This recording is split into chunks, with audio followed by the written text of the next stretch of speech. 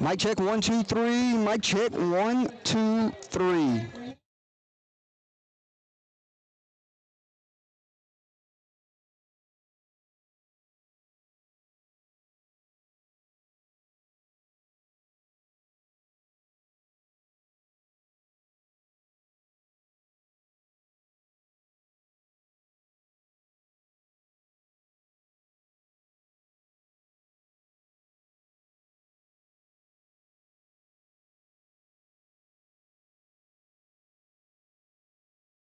Mic test, 1, 2. Mic test, 1, 2.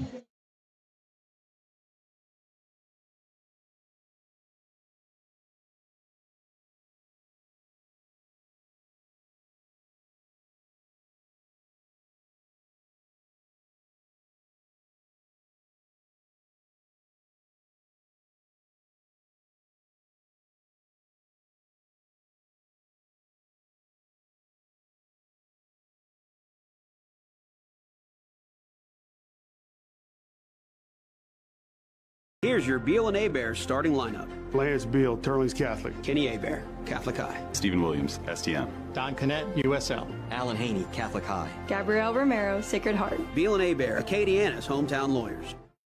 My dad started his accounting practice in 1971. In 1998, when the laws changed, he expanded into financial planning, and Ostraker Financial Management Services was born. Since that time, we have helped families, primarily in the central Louisiana area, but all around the country, determine where they want to be, what life they want to lead. Our ideal clients are those who have long-term goals, know where they want to go, and are willing to take the advice that we offer to help them pursue those goals and live the life they want to live. We're a 3-generation firm. We're very proud of the legacy that Dad left, and we intend to make sure that that continues for the next generations so that our family is there to help your family become the best they can be. Every team has a winning game plan for Friday nights, but does your team have a fundraising game plan? This is Stuart Miller with Fundraising University. We help schools and teams raise more money in less time with a proven 7 to 10 day fundraising system. No more underperforming fundraisers. They take 3 to 4 weeks. No risky apps, no burnout. Over the last several years, teams in Louisiana have raised nearly $3 million working with us, averaging close to $600 per athlete. Don't settle for multiple small fundraisers when one great one can change your season. Go to fundraisingu.net today. Your winning play starts here. DeVille's Electric, licensed and insured, with over 25 plus years of experience. Owners Brian DeVille and 2018 Basil graduate Alex DeVille offer many services including residential troubleshooting, rewires, new construction, single 3-phase install of generators, commercial oil field locations, industrial, landscape lights, and install electric car chargers. They're open 24 hours, 7 days a week. Give them a call at 337-580-3303. Howard Pool Company, taking pride in every pool since 1973. Locally owned and operated, serving all of South Central Louisiana, specializing in new construction, genuine and vinyl liner swimming pools. Give Mr. Kyle Vidrine a call today at 337-942-7222. The Pizza Shack was founded by Louisiana's own Tony and Elaine Puriette in 1988, and they have been independently owned at the same location for over 25 years. They are proud to be the only independently owned pizzeria in Opelousas, Louisiana. They are happy to serve the customers and the community with not only a friendly service, but also a family dining atmosphere. Come discover the most well-known secret in Opelousas, where they have daily specials and absolutely the coldest beer in town. 1242 Edith Street. Give them a call at 337-948-4838. Locally owned and operated, The Crawfish House and Grill, the finest Cajun restaurant in Opelousas, Louisiana, located at 1214 South Union Street. They're open for lunch Sunday through Friday, 11 to 2, and dinner Tuesday through Saturday, 5 to 9 p.m. So if you're in town for lunch or dinner, pass by for some great Cajun seafood. Dine in or take it to go. They do accept reservations and also offer catering. Find them on Facebook or give them a call at 337-948-0049 or shoot them an email at crawfishhouseandgrill@yahoo.com. Quibb's Country Store on Highway 167 in Plaisance is your perfect one-stop shop. Whether you're looking for a juicy burger, hot boudin and crackling, cold beer, or off-road diesel, they've got you covered. They're also serving daily plate lunches, Sunday barbecue, and a great variety of smoked and fresh meats like the famous Tasso roast. Check them out on Facebook for more information and daily specials. Call Alex Fontenot with Bird's Eye Insurance. He can assist you with all your insurance needs like auto, home, business, and life insurance. Give him a shout today at 337-308-1230 and let him know UTL sent you on by. He wants to say good luck to the Northwest Raiders this upcoming season. All Summed Up Accounting and Tax Services, located at 119 East South Street in Opelousas, Louisiana. Owner Donna Taylor looks forward to assisting you with your financial and tax needs. Give her a call at 337-447-4018 or email her at donna@allsummedup.net. Tax season hours includes January to April, Monday through Friday, 8 a.m. to 6 p.m., or Saturdays, 8 a.m. to 2 p.m. And then the off-season hours include May to December, Monday through Thursday, 8 a.m. to 5 p.m., and Fridays, 8 a.m. to 2 p.m. Good to go. Welcome aboard, ladies and gentlemen. Welcome in, ladies and gentlemen. Welcome in, ladies and gentlemen. Welcome aboard, ladies and gentlemen. Welcome in, ladies and gentlemen. Welcome in, ladies and gentlemen. Welcome in, ladies and gentlemen. Welcome in, ladies and gentlemen. Welcome aboard, ladies and gentlemen. What a night of high school football in the state of Louisiana.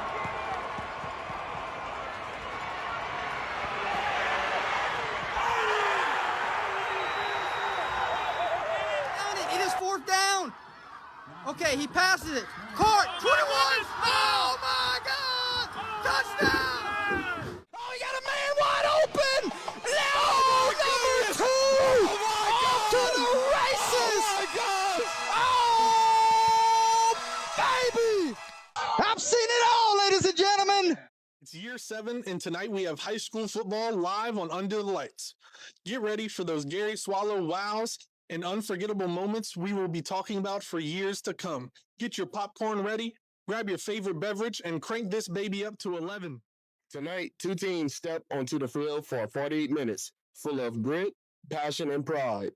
The countdown is over. The wait is done. High school football is back, and it starts right here, right now. Leave everything on the field. Have no regrets. Every hit, every yard, every second. Make it happen. This is your time. This is your moment. Step up, play hard, and wear it out with pride. One time. There's the snap. Here's the game. Deep ball. Up here.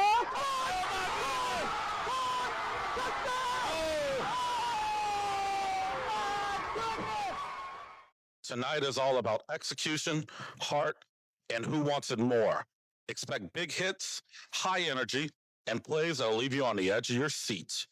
These young men have prepared all offseason for moments like tonight, from kickoff to the final whistle. This is the kind of high school football that keeps communities buzzing, traditions alive, and memories to last a lifetime. The energy is high, the stakes are set, and the lights are shining bright. Dubois got a gaping hole. There he goes. He will not be caught. Gone forever. This is Louisiana football. Let's get ready for some football. 48 minutes awaits. Ladies and gentlemen, it's showtime. This is high school football. This is year 7. This is UTL. Live from the broadcast booth, here's the voice of Under the Lights, Jordan Taylor.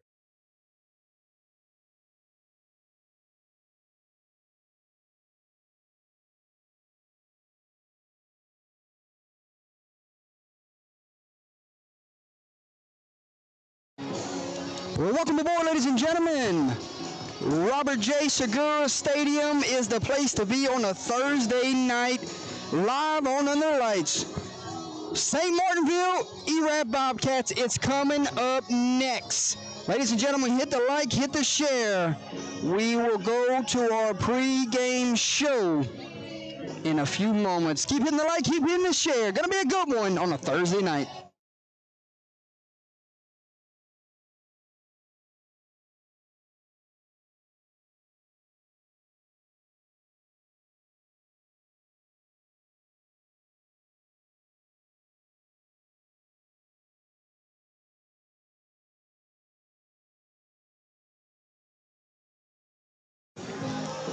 Ladies and gentlemen, Jordan Taylor here from Robert J. Segura Stadium.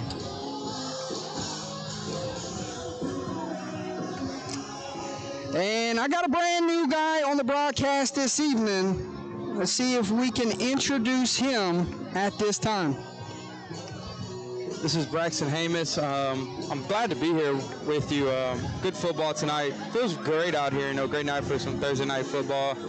Erath Bobcats taking on the St. Martinville Tigers. I believe this is district play, if I'm not mistaken. District play begins tonight. Only 4 teams are in this district race. You got St. Martinville and Erath playing tonight. And then you got Abbeville and Kaplan also playing on the other side of town tonight. So 4 teams get underway tonight. That's amazing, getting fired up. This is a smaller district, so district did start a little bit later for Erath and St. Martin.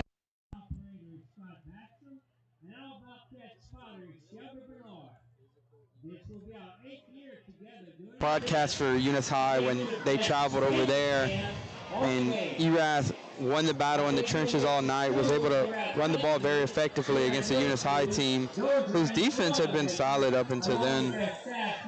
Very good run game, kind of led by number 6, Aiden Bork, the running back for the Bobcats. And then they have a kind of a 2-headed dragon back there. I believe it's Mr. Charles, phenomenal running back too.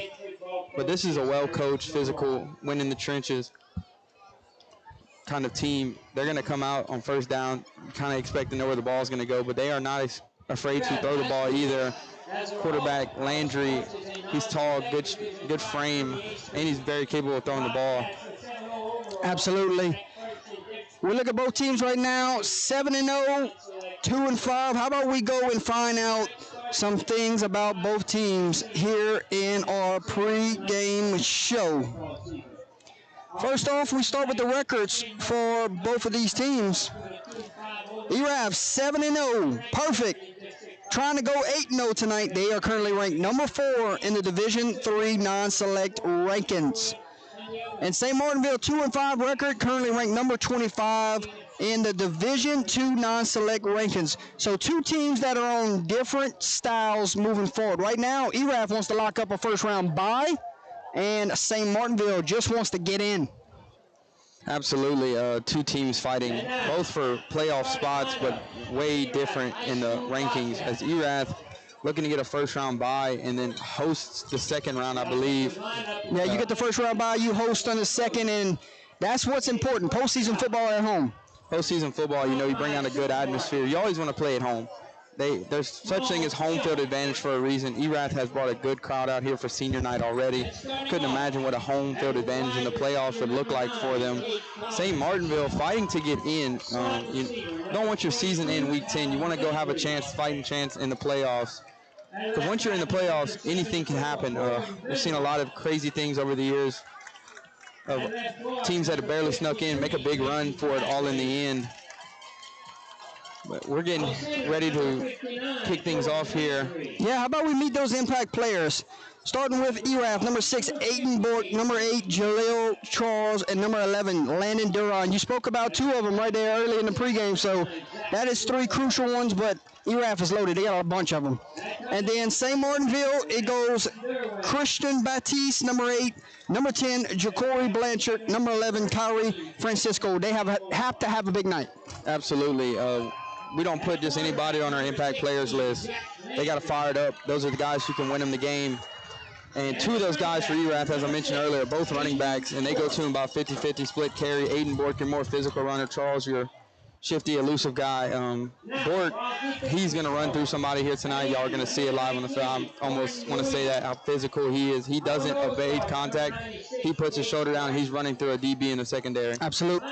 71 degrees, slight breeze, no chance of rain. Turning out to be a beautiful night here in Erath, Louisiana. On the broadcast this evening, play-by-play Jordan Taylor, color commentary Braxton Hamus, producer Ethan Sazak, and Miss Kylie K. Stats tonight is Holden Lee, and field cam is Alex Golden. All right, and finally, keys to victory this evening. St. Martinville win the time of possession, turnover battle, limited penalties, special teams take some shots down the field. Absolutely. And Erath win in the trenches, establish the run game early, limit the penalties. DB's got to have a big night and win on first down. St. Martinville is going to come out looking to go after Erath's DBs. You know, not the strongest secondary group in the state for sure. So St. Martinville, they can get the ball moving through the pass game early. That's about the one way they can keep up with Erath's high-powered offense. And when we go back, when you're a run-heavy team like Erath is, you mentioned keeping the penalties limited is a good thing. You don't want to give up too many holding calls. Mental mistakes like that, holding, false starts, anything like that in a hurry-up offense, tempo offense is a drive killer. Seen it a lot throughout games. Every game there's multiple penalties that affect the outcome of the game. And Erath, heavy in the run game, always going to say that. You know, they're not a team that wants to pass first, but they will pass the ball. They will sell play action pass well, how great their run game is. St. Martinville is going to attack their DBs here. They're going to establish the run, but time of possession, I think, is the biggest key factor you went to right there. You want to keep the ball out of Erath's hands. They're going to chew the clock with that run game. You're not going to touch the ball as much as you like to. They're going to run quarters out of time on the ground, so you need to keep the ball out of their hands. You want to have long drives as well, but just keep the ball in your own hands. Win the ball, special teams, 0 turnovers. That goes for both teams. Neither team can turn the ball over. I believe we're going to have an offensive battle. You know, both teams are going to go back and forth on the scoreboard. I'm excited to see this one here tonight. Erath, a team I have watched, I mentioned that. They're really good at football. I mean, they're well coached, disciplined to the bone. They're not going to commit a lot of penalties. Their offense has a great tempo. I expect to see that tonight. They'll get into a tempo offense where they won't huddle and everything's at the line. Really was a big factor against the Eunice Bobcats is they were able to run the clock out and keep themselves on the field, kept the Bobcat offense off the field. Excited to watch quarterback Landry play again. He has college quarterback type frame. He's built well. He's phenomenal. Tall, good arm. Just kind of underlooked by that run game as they rely on it.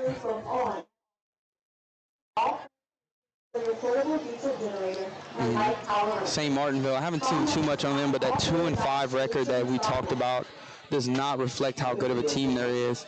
They're a small 4A school, but, I mean, 2-5 doesn't reflect the skill and the talent that the St. Martinville Tiger team has. They have very athletic kids all over the field. You know, wide receiver, punt returner, but it looks very good.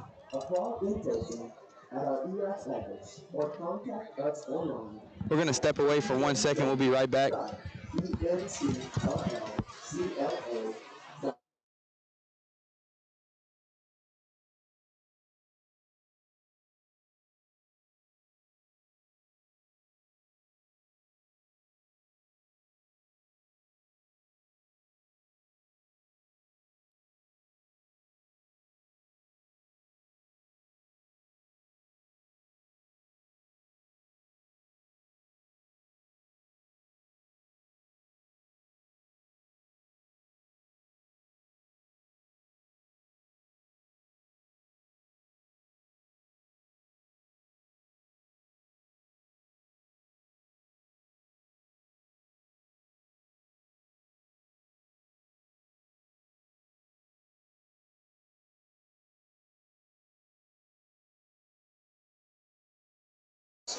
Looks like St. Martinville ready to take their sidelines here.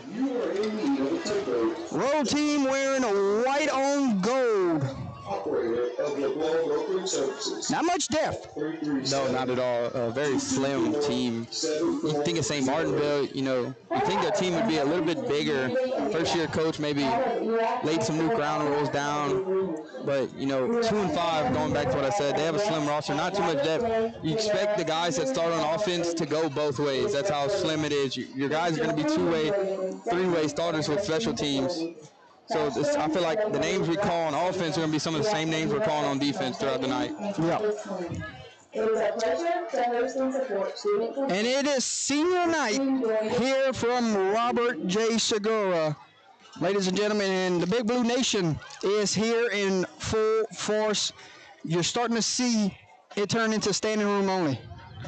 Absolutely, they're filling it up. And, high school sports, that's what you love to see. You love to see people come out and support their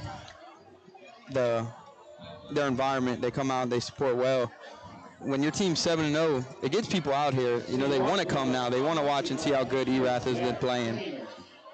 I don't think, that a team with a 2-5 record like St. Martinville brings out the same crowd as a team with a 7-0 record like Erath does.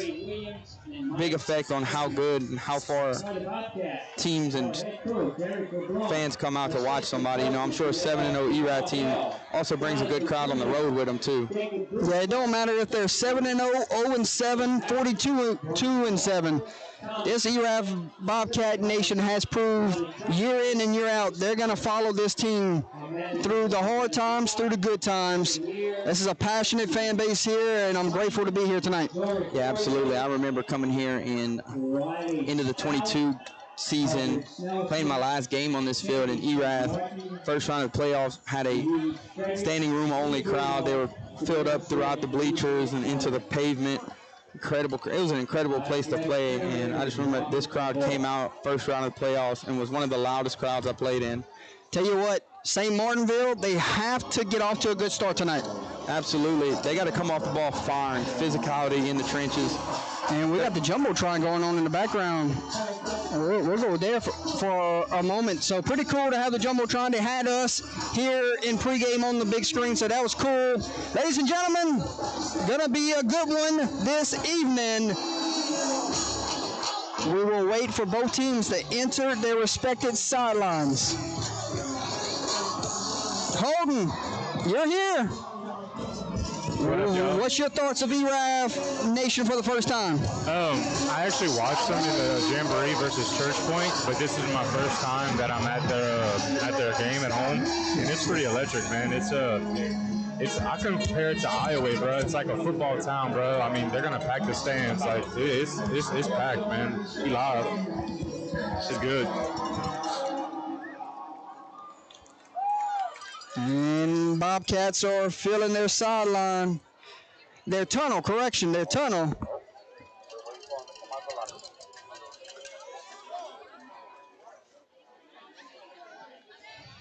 Man, the size of that Erath team, it feels like they're just constantly coming out into the tunnel. Yeah, man, this is a team with a lot of depth. And a senior group that has played a lot of downs here for the Bobcats. When you have that type of experience. And look who's walking out. Your senior quarterback, Jack Landry, will lead the Bobcats out to the field here on senior nights. Oh, you can feel it in there. Absolutely, it is fired up over here. Landry and Bork leading them out the tunnel. Two players' names you're going to hear all night tonight. The band's going crazy in the corner right here. I mean, they got a good band. Bring the environment. The environment is loud. It's fun. Excited to be here. I can't say it enough. This is an awesome place to be. I mean, the energy here is unmatched right now. So Erath's going to take the field. You got to have your captains come out. Lafayette Association. Okay, so we're not connected there. Your captains for the St. Martinville Tigers, the visiting team, will be number 51, Christian Cleary. That number 65, Bobby Harris. Number 13, Shannon St. Julian. And number 56, Sam Coleman, your captains for the Tigers here tonight. I got the St. Martinville ones. Your Erath Bobcat captains. You have a full Erath roster. I just have the starting lineup.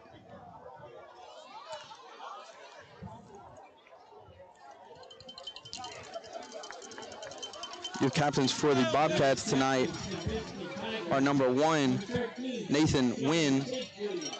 Number 21, Tyler Vincent. Number 53, Jaden Bagley.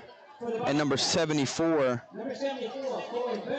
Cohen Benoit. That's your captains for the Bobcats tonight as they meet at the 50-yard line and the coin toss is underway.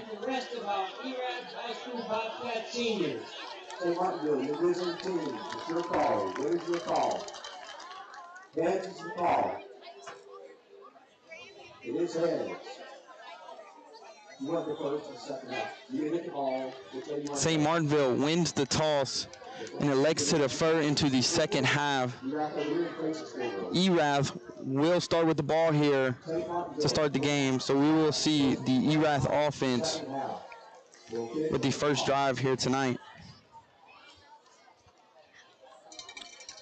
Erath offense going to be moving from left to right, I believe.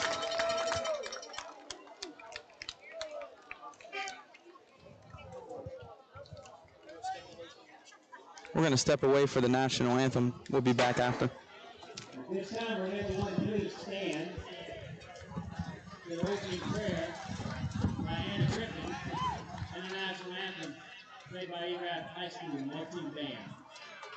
In the name of the Father, Son, Holy Spirit. Dear Heavenly Father, we are thankful for the opportunity that we have to be here tonight and participate in this game. We ask that you protect all the players throughout the game, help us to have good sportsmanship, and to honor you through our actions tonight. In Jesus' name we pray, amen. In the name of the Father, Son, Holy Spirit.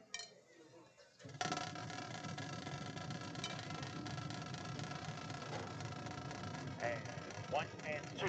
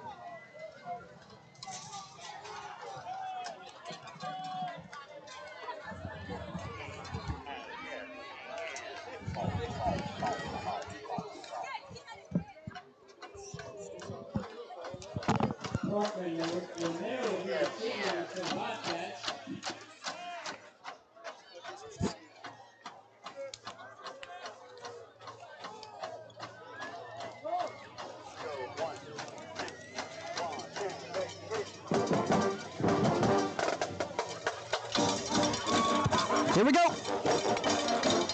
St. Martinville will do the kicking duties.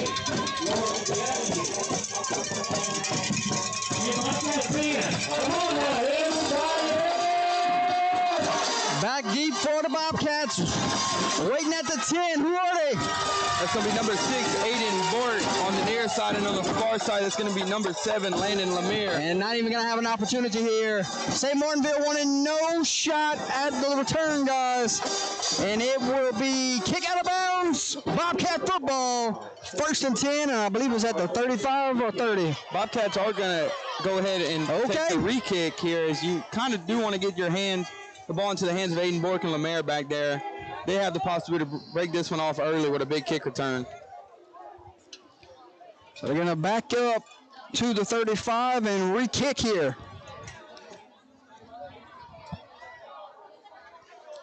Deep men will move up 5 yards. So you got Bork and Lemire standing on about the 15-yard line. I don't expect a kick too deep here. I expect them to try to keep it shallow and out of their hands. And Boot meets the ball. Enjoy the game, ladies and gentlemen. And it hits off a Bobcat defender and will be scooped up by Lemire. And Lemire going to try to reverse the field here. Makes a guy miss. Crosses the 50-yard line, and a Bobcat runs over him. And how about you set the tone of a football game and flex on them? Wow. Starter came out the gates high, and he laid the boom on him. And you said you wanted to keep the ball out of Lemire and Borg's hands because they can make the play like that. And they set the tone here early. They said they're going to come out and be the more physical team. And the kicker went to make the tackle right there. And Lemire's going to make him regret that decision. He went low and Lemire got lower. First play of the game is an electric one as Landry and the Bobcat offense will take the field in plus territory to start here tonight. 1st and 10 from the 41. We go. Here comes senior Jack Landry and a little pop pass, and St. Martinville all over it. Stop for a gain. Number 0, Cohen Clues on the stop. And you got to record that as a pass. Absolutely. That's going to be negative passing yards to start the game for Landry. Pop pass. DN played his spot very well. Linebacker kept that edge contained, and that's all you could ask him to do on the pop pass. Yeah, going to be about 2nd and 17. And going to go with the inside handoff, and probably the first of many tonight from Mr. Bork. Absolutely. We're going to see a lot of that same play call. You know, when you have running backs that dominant, your job as an OC gets a little bit simpler. You call easy check down run plays. You're going to see Bork catch a couple in the flats. He's going to line up outside on the near side here in an empty backfield. And another inside handoff. This time, Charles. And Charles down at the 32-yard line. Going to be a yard short. And early go for it right here if you're Coach LeBlanc. When your run game can take 2 yards and get back to 7 and more that you missed out on in the first play, you're absolutely going to go for it here on 4th and 1. Going to be a hard. We got a penalty flag here. This might be a free set of downs. If it's against St. Martinville, it will be against the Bobcats. What was 4th and 2 now turns into 4th and 9. Big setback, mental error, and that goes into our keys to win. You got to keep the penalties at a low, and right there, they're going to take a false start. And a first penalty for the Bobcats here. You go 4th and about, we'll call it a long 8 here, or short 8, long 7. I think it's you go and find your big tight end here. Now they're going to wave it off and put it back in 4th and 2. A little bit of discussion between the caps there, and they're going to take the penalty away, and it looks like they got to have to bring the football back to 4th and 2 if he waved the flag off. And that's exactly what they will do. It turns it into a 4th and 2, 10:32. Early 4th down in this one on senior night. Bobcats are going for it. Clock runs. I think you know it. And now it stops. You believe you know what kind of play is coming right here. You have 2 and running. I don't know if we're going to get that play off. And I think Coach Kramer wants an explanation of what's going on here. 10:27 to play, first quarter just on the way. We'll take a break. You're watching Thursday Night Football live on Under the Lights.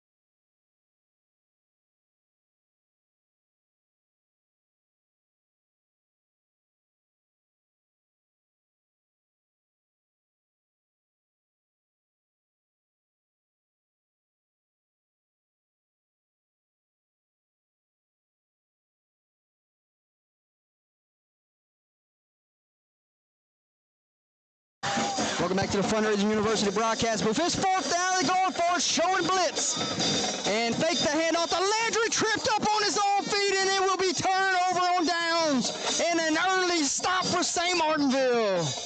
Huge stop. You know, you come out, they set a big physical run off and kind of try to go to set the tone early on the kickoff. This fourth down stop shows that St. Martinville came to play. They're going to try to stop the run right there. He had a huge hole to run through. He tripped up on his own feet. Yeah, there was no tackle on the defense right there. He took himself down. And that's something, you know, that's going to be in the head of the running back until the next drive. He's going to think about how he tripped over his own 2 feet. But now he has to get that out of his mind. He has to play. He just has to finish the game out. He can't think about that all night. First time we see the Tiger offense here tonight. Yeah, they're going to go under center here. I formation number 11, your quarterback, Kyrie Francisco. And an early carry from your back here, and it's blown up by 19 and 55. See if we can get that number on the tailback. It is 13, Shannon St. Julian, the senior.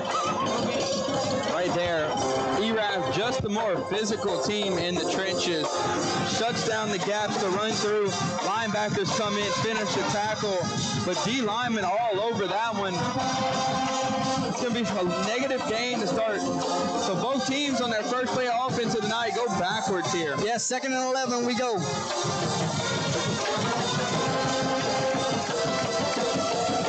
And going to be a toss to the tailback. St. Julian trying to stretch the field. Look at this Bobcat defense.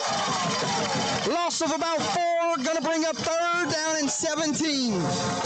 Flying in there was number 6, Aiden Bork, comes off after a mistake on offense, tripping himself up, goes in, makes a big tackle on 2nd down, sets up a 3rd and long.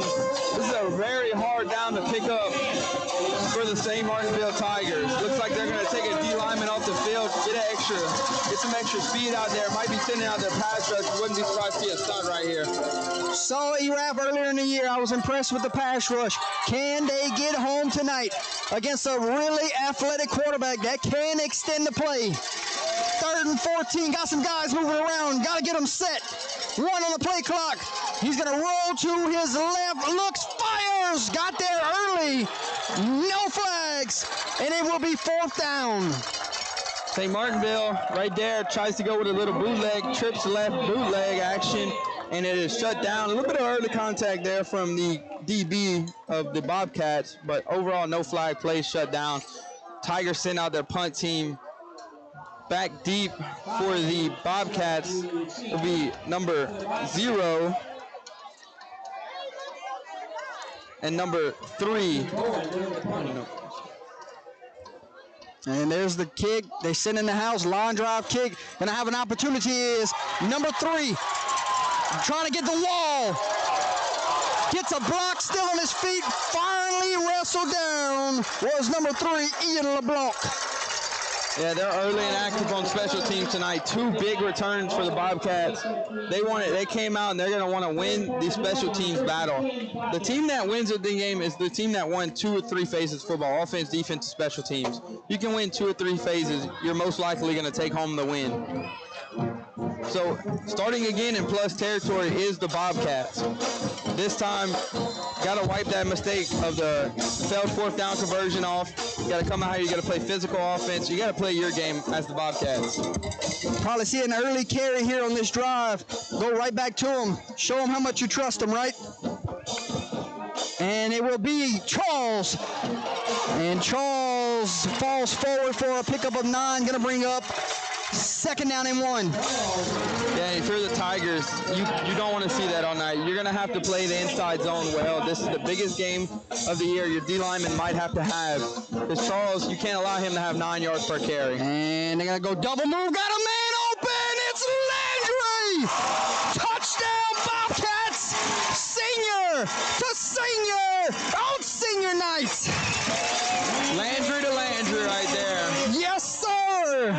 Open connection. connection. Double move finds him wide open. He could have walked the red carpet to the end zone untouched. Phenomenal throw by Jack Landry to find his receiver through the middle of the field. Landry had a touchdown like that against the Eunice Bobcats. Come out, does it again here tonight, as the Bobcats will line up to kick the PAT here. And we have an extra point here, and they got everybody to jump off sides. Well, Coach LeBlanc's in the offense back on the field. Well, the run game as strong as his is, would not be surprised to see it. And we'll check and see how far that touchdown was. You remember what the yard marker was?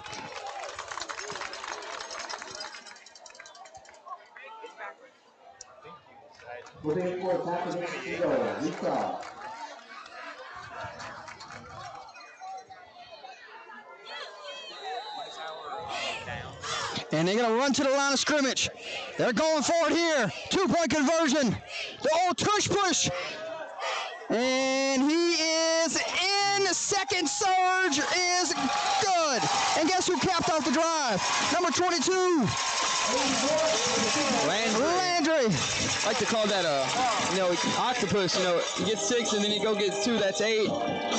Gets it done himself. That drive revolves around the Landrys early and often. Didn't team that heavy run game. They were caught off guard by them passing that early in the drive, and it worked out perfectly. Amazing play calling by the Bobcats. So up 8-0 here with 8 minutes and 2 seconds left in the first quarter.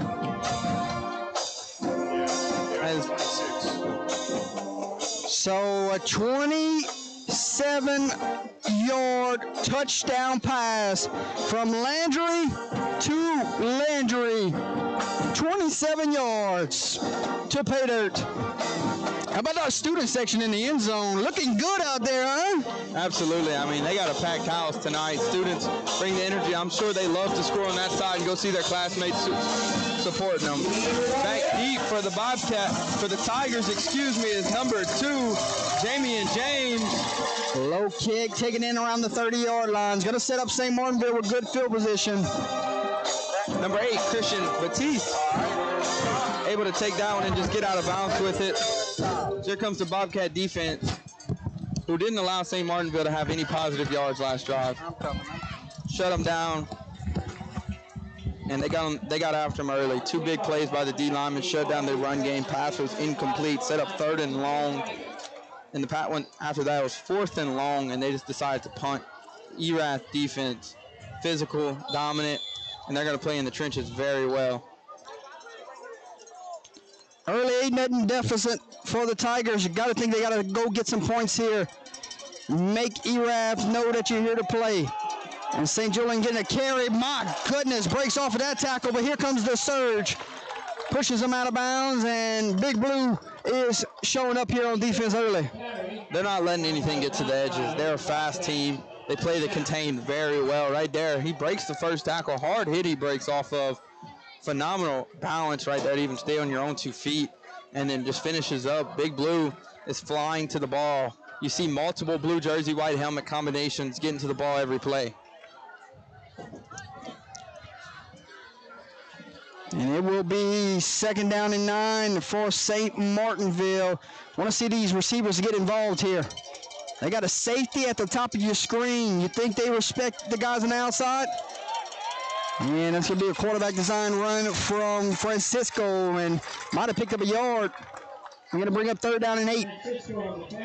Play was swallowed up by defensive end Caden Viator. And we got about 7:30 on the game clock. I think this is going to be a quick one. I think, both teams are going to try to lean on the run. It's going to be a lot of clock's going to be running here tonight. Shotgun formation. Can he find his receiver, Baptiste, on the outside here? Is that the target on 3rd down? Gonna roll to his right, fires, it is Baptiste, and it is broken up by Bork. Who else is gonna be out there? Played his zone incredible. I don't know, looked like a bit of zone and man coverage. Played perfectly by the Bobcat defense. Pass broken up by number 6, Aiden Bork. And back-to-back 3-and-outs for St. Martinville. Not the ideal start if you're the Tigers. So they're going to send out the punt team once again. And it'll be 4th and 8. And the punter is on the field. Takes a look, booms it away, angles it to the sideline, and the ball touches the ground. There's going to be a fight for it, and he's lucky he didn't lose that one. Right there, you know, he called the fair catch, went to get underneath it. But with that much congestion around him, that's when he could almost let go and just took the risk on the bounce. It wasn't a deep punt, wouldn't have set him back too far, but he's lucky enough to get back on that muff punt. So Erath will have possession here. First drive that doesn't start in plus territory for the Bobcats.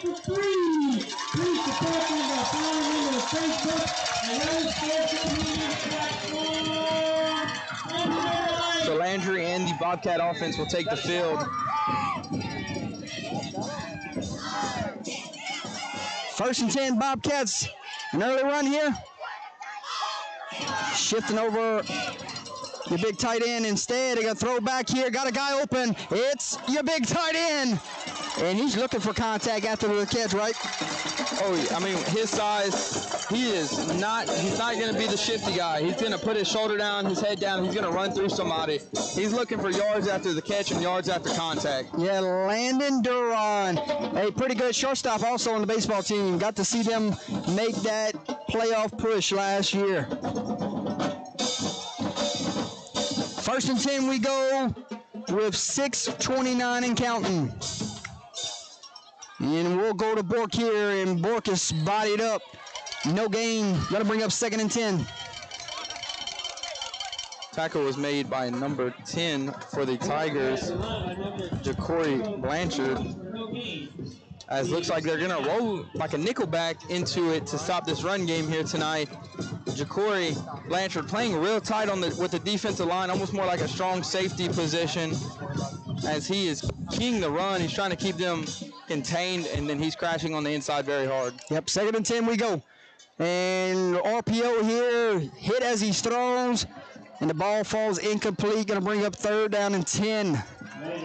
One of those options right there. Give it, throw it, but you have to make a decision quick. Here's the first big test for the Bobcat offense. 3rd and 10. And this is a coach. Do expect him to go for it on 4th down when it becomes reasonable. You get 6 or more yards here, we are going to see this Bobcat offense go for it on 4th down, I believe.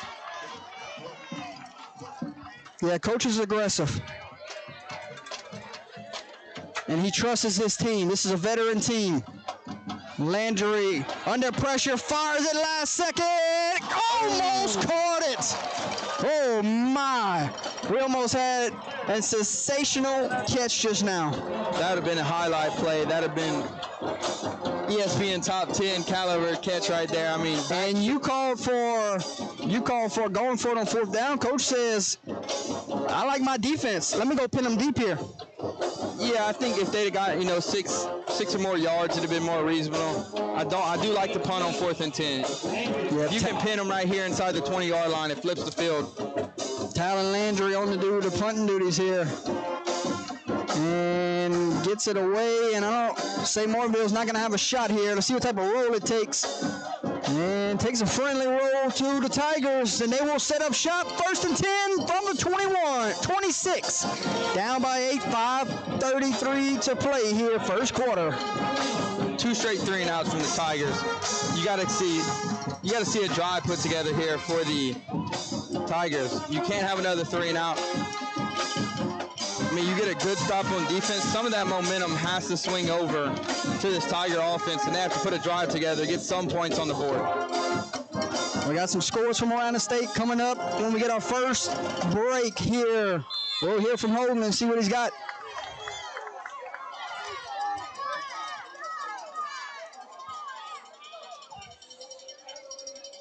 And number 11 going to call his own number. He might have picked up 10 yards. He did. That's going to be an Ostraker Financial Management 1st down.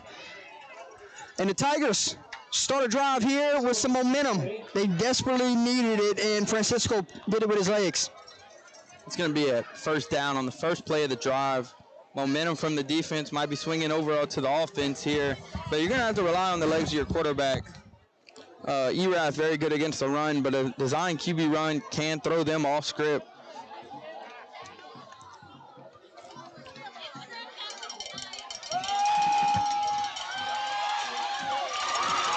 Ball's on the ground, recovered by the Bobcat defense. That's going to be a turnover. Francisco drops the ball. You know, ball security, losing the turnover battle here early is not what the Tigers wanted, as Erath sets up another drive starting in plus territory. You got a number? That was on the recovery was number 1, Nate Wynn. Nathan Nigem? I think it's pronounced Wynn. Okay, Wynn, the senior. A lot of seniors stepping up here early. That's got to feel good on the sidelines. You know, you punt the ball and you get the ball right back. Defense steps up big for the Bobcats. Sends Landry out. I think you got to take a shot here. Well, you also had this guy here. Picked up 2. Going to bring up 2nd and 8. Halfway done here in the first quarter. 4:42 in running. Absolutely. The shot play is what got you on the board. But I think that shot play is so established by their ability to run the ball. It sets up the double moves, the play action. It's all going to open up from Aiden Bork and Charles toting the rock so heavily here tonight.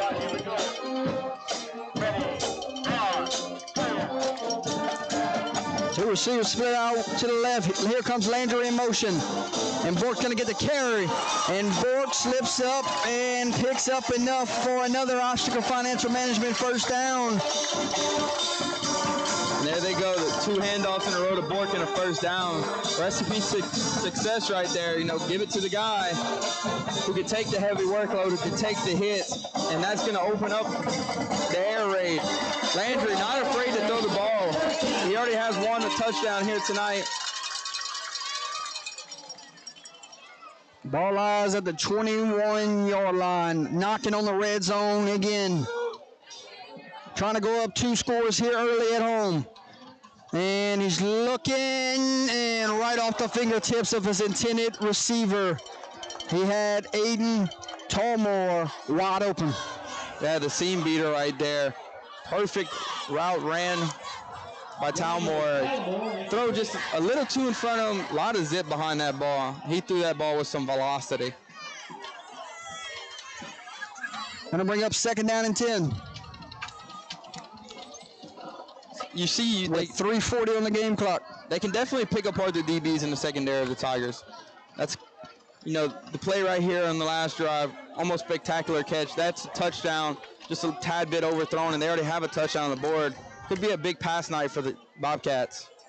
Landry looking, steps up in the pocket, turns into a runner, slides down last second. And he picked up 2 yards. Going to bring up 3rd down and 8 here with 3:28 and counting.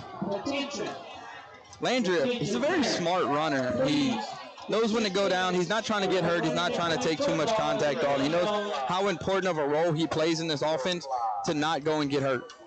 No outside play football here except on the field. And that's what the Bobcats kids so good. 3rd down and 8. Landry waits in the shotgun. Showing blitz on the outside. Here they come. Hand it off to Bork. Bork leaps over a defender. And he has another Ostraker Financial Management first down. A human highlight reel, don't you say?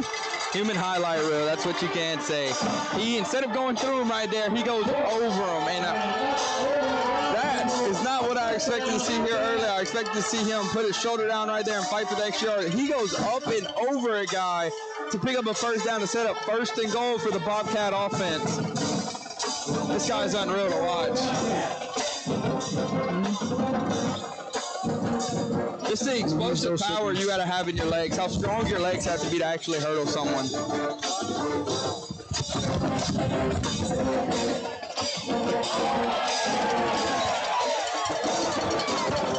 Looking for the tight end there. Duran, and Good coverage on the back end. I do like that play call. You go to your big tight end on a drag route right there. Look for him to make the catch, fight for some yards, find his way into the end zone. As that one goes incomplete, 2nd and goal. Looking, you get to the inside the 5. It's going to be all Aiden Borg, but you got to fight to get into that area first. Here we go, 2nd and goal from the 8-yard line. Bork's trying to get a block in, spins off of the fender, and we got a 3rd and goal coming from the 7-yard line. Do expect them to try to pass this one. How dominant the pass game's been here early with 1:55 left in the first quarter. And, look for your big tight end. Maybe even a little flat route, maybe a short screen to Bork. Let him find his way into the end zone behind his big O-line. Definitely not getting in no hurry. They're going right into the end zone where their students are waiting. And you got to think they scored. They're going to go celebrate. But this is a big possession here. 3rd down. Landry drops back to pass under pressure and extending the play, keeping his eyes downfield, fires on the last second and is broken up. And it is 4th down. Way to time that hit up by the Tiger defense. Yeah, Kyrie Francisco, the quarterback right there. He waits for that. As soon as that ball hit his hands, he knew when to make contact. He did not want to draw the pass interference and hit him. And he could feel that hit. Made him drop the ball. That one was a big hit. Left-footed kicker here, trying to make this 11-0 ball game. Carlos Arellano on to do the kicking duties. Tyler Landry will hold. Snap, hold, kick is up, and good. 3rd phase of the game. It matters. Absolutely. Special teams matters because that 3 points just made it from a 1-possession game to a 2-possession game. And now, with how good your defense has been, 2 possessions is going to feel like a lot of pressure on the Tigers offense. They're going to be fighting. They're fighting to get their first points on the board on the game. And Francisco has to come out here after this kick return by the Tigers, and he's got to wipe that penalty off his mind. He's got to think positive, like the phenomenal play he made to break up the touchdown pass in the end zone just previously. He has to wipe that mistake out of his mind, and he has to go out there and play disciplined football. And it could start right now for St. Martinville with a big return. If you can get a big return right here, that will give your offense some momentum going down 11-0 right now. Absolutely. You need to find a way to find a spark and get a fire going underneath you. And if it takes a big kick return by the Tigers, that's what it's going to take here. Back deep for the Tigers is number 2. Line drive kick, taken in at the 24-yard line. And it will be St. Julian still on his feet, finally taken down around the 40-yard line. Tigers down 11-0, got some work to do. Here we go. Bobcat defense played aggressive. Kind of keep that aggressive tendency up here early in the game. Up 2 possessions. There's certain points in the game when you're up 2 possessions, you let your D-line pin the ears back and go get the quarterback. Francisco's going to be a threat in the run game, so you can't let them just run straight after the quarterback. Do expect to see something sort of a spy on Francisco, kind of keyed in on that read option. And the coach on the other sideline too good to panic right now. He's been in these situations before. And gonna run the jet sweep here. Gets a block from his receiver on the outside. Number 2, the speedster, Jamian James, sophomore on this football team. Right there, Lemaire able to track him down. It shows how fast Lemaire is. Amazing play call. Start off with a jet sweep and hit it outside to start off the drive by the Tigers. And right there, how important is first down for the rest of the drive. You get 8 yards on first down. Your playbook opens up to whatever you want to run on 2nd and short, because if it's an incomplete pass, you still have 3rd and short. I like number 11 calling his own number here. Like Francisco calling his own number here. Fake it to one and pull it just like that. And he has enough for a first down and more. Down at the 42-yard line. Great play call. Ride it as long as you can and then go.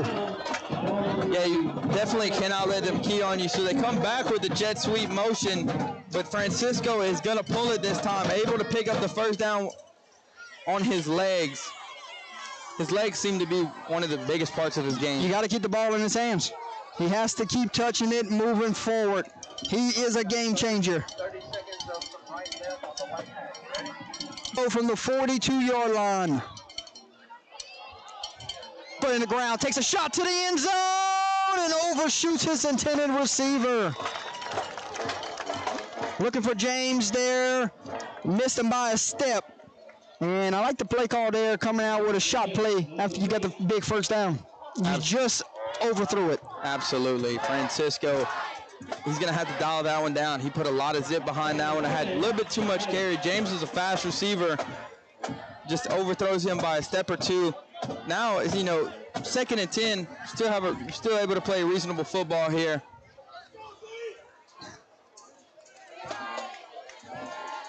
Second and 10 with 17 seconds remaining. And gonna be a quick pass out to the flats. Gets it to his receiver, making some guys miss. And fumbles the football, and they're gonna say he was down. Lemaire just almost had a scoop and score opportunity. Tigers get off with a break right there. Lucky he's down by contact before the fumble's jarred out, or they're adding another 6 points to the scoreboard because Lemaire is going to scoop that up, and I don't know if many people on the Tigers team are fast enough to catch Lemaire. Lemaire is one of the fastest kids on the field at all times. So here, into the first quarter, Bobcats lead 11-0. 11-0 your score. 3rd down and 5 when we come back from the break. You're watching Thursday Night Football live on Under the Lights.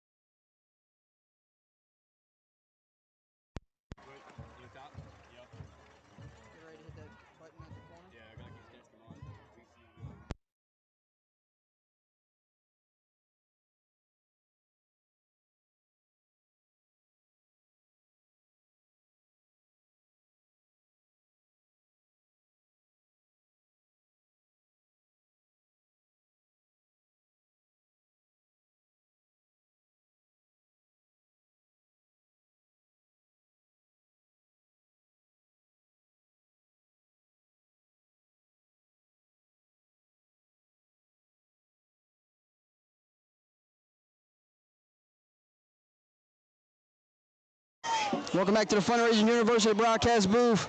Some technical difficulties on our side with the sideline camera tonight, so we do apologize about that.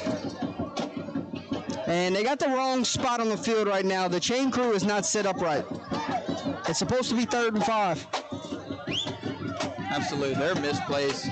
Looks like the refs are going to come out and discuss it. Chains are definitely going to have to move. They're going to have to reposition this to make it 3rd and 5. And now they're going to take off. How about some score updates from around the state of Louisiana? What you got, Holden? Whenever you're ready.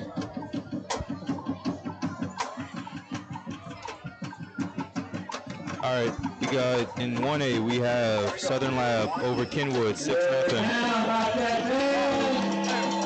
In 2A, Benton is up on Rose Pine, 6-0. Oak Grove is leading third A, 7-6.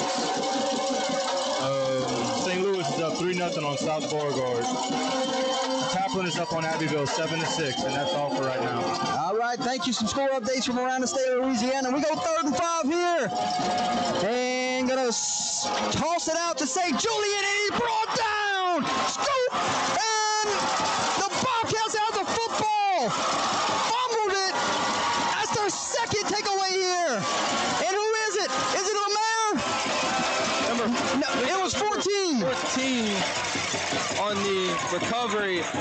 I didn't quite see a clear number of who the ball was knocked out by, but it was somebody on the far side secondary. That was number 14, Brian Toops on the fumble recovery.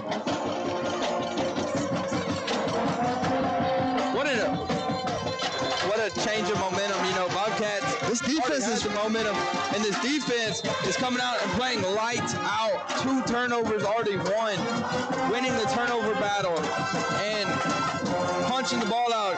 St. Martinville can't seem to keep the ball in their own hands. 1st and 10, go Erath, and he's looking under pressure and gonna be brought down and sacked. Great coverage on the back end right there. And you just put it in your back pocket.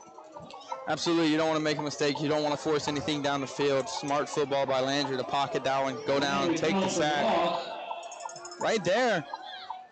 If I'm going to give one thing to the Tigers tonight, it's been the pressure on Landry. Landry has been moving around the pocket all night. He has not had a clean pocket besides his touchdown throw to sit in. After his touchdown throw, defensive line coach came together, and they said, we got to put some pressure on this Landry. He's too poised in the pocket. So I do have a number. I do have a number of who calls that fumble. But before there, it's Charles. Crosses the 30 into the 20. Hey, you want to know who that number was, right? Who calls the fumble? It was Charles. Number 8 calls the fumble on that last drive. He is all over the field. Him and Aiden Borg playing phenomenal defense, going back and forward with each other. And right there. And gonna be brought down for a huge loss. Go ahead, my friend, you got it. Right there, you know, there goes the St. Martinville Tiger defensive line getting back after Landry. Very poised in the pocket. He's a great pocket passer. He doesn't want to be under pressure. He wants to sit there and deliver his throws with his feet set. And Charles, phenomenal player, offense and defense side. We said him and Bork's name on both sides of the ball tonight. But after that big loss, now it's setting up back outside the red zone after a big run set, put him in. Here we go, 2nd down and long. Hand off to Bork. Shifty back. Get some of this yardage back, and he will be down at the 16-yard line. Going to bring up 3rd down and 12. Right here, I think St. Martinville has to pin their ears back and go get after Landry. They're going to set up a throw here. You cannot let Landry have his feet set and deliver a throw. He's not a quarterback that's going to miss a perfect pocket set feet throw. So, Holden, you got that marked down? Number 8 calls that fumble earlier. And a little shovel pass here to Talon Landry. And going to be about 2 yards shy of that 1st down marker. It's going to bring up 4th down and 2. That is a perfect play to keep the pressure off. When you know they want to come and get the quarterback, you have a little shovel pass, something quick. Inside opens up well right behind the center and the 2 guards. Landry able to fight forward for a big gain. And they're going with some tempo, and we got multiple guys moving. Let's see if it's against the defense, and it is against the defense. We will have a neutral zone. That's going to be an automatic 1st down. You can drop them chains. It's 1st and goal. 1st and goal set up here for another scoring drive from the Bobcat offense if nothing goes wrong. Last time they had to settle for 3. They don't want to do that again. They want to go and punch this one in and get 6 on the board. 1st and goal from the 4. Inside handoff, and it is going nowhere. Might have lost 2 yards there. Right there, you go back. Correction, 1. Go back to Bork. Swallowed up by the big defensive lineman of the Tigers. They've had a phenomenal game so far. They haven't gave Landry too much time. They've been there in the run game. The only problem the Tigers are having, once the run game gets into the 2nd level, they're really struggling to bring running backs down. Charles checks into the backfield. And he gets the carry, and he breaks off the 1st tackle, breaks off the tackle again. And here comes the Tiger defense, finally bringing them down for a loss of 2. And it's going to be 3rd and goal from the 7. 3rd and goal from the 7. You do expect, with the play calling, I don't know what to expect. You know, you have a very viable pass game here. You also know Erath's run game was very well known. Well, you got to remember, you don't go crazy here and throw it away to another guy. You do have a kicker on your sideline that's very capable of getting you 3 here. So live to see another day. Steps up in the pocket. Got green grass in front of him. And the senior on senior night is fired up. Touchdown Bobcats. What an incredible play by Jack Landry. Able to have that pocket presence to step up. Knows he has nothing. Great coverage by the Tigers. He steps up, makes a guy miss, finds his way into the end zone. That all works over how good he is in the pocket. He's able to step up, make a guy miss. And right there, he knew he had to go get in the end zone. There was no sliding. There was no going out. He had to fight to get in the end zone right there. He gets into the end zone. Huge play by the senior quarterback, Jack Landry, to get 6 on the board.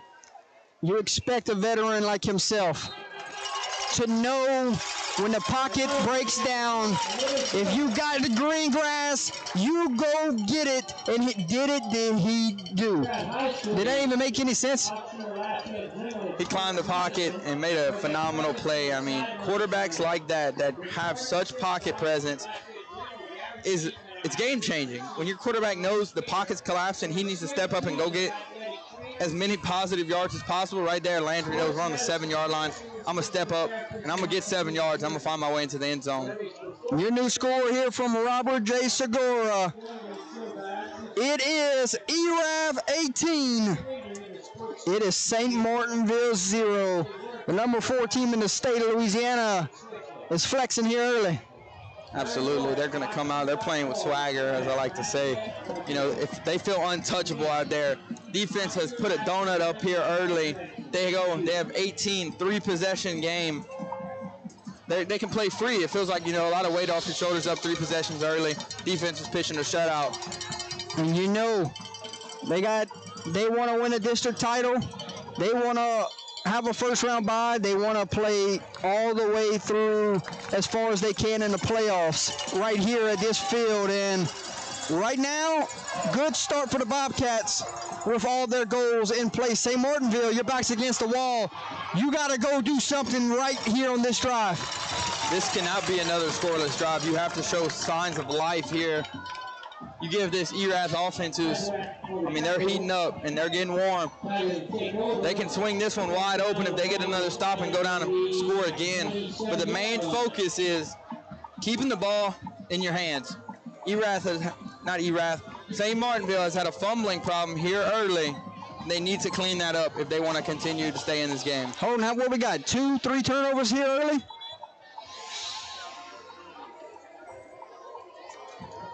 Two on offense. You're hot? We have 2 turnovers on offense. For St. Martinville? Yep, fumble by the quarterback and number 2. Okay. So 2 early turnovers, but you know what else they did? They went and turned them into points. That's the biggest thing. If you can get the turnover and turn it into points, that wins you games. And he's going to call his own number here, and Bobcat's doing a good job making sure he doesn't break a big one. Right there to finish the tackle. Who else but number 8, Charles, flying in. But now, you know, we talk a lot about his offense. His offense is so good, it's overlooked his defense. One of those X factors that doesn't get talked about much, but he shows up every Thursday, every Friday night. Absolutely. And, you know, just a little overshadowed by Aiden Borg, but Charles, phenomenal player. 2nd down and 9.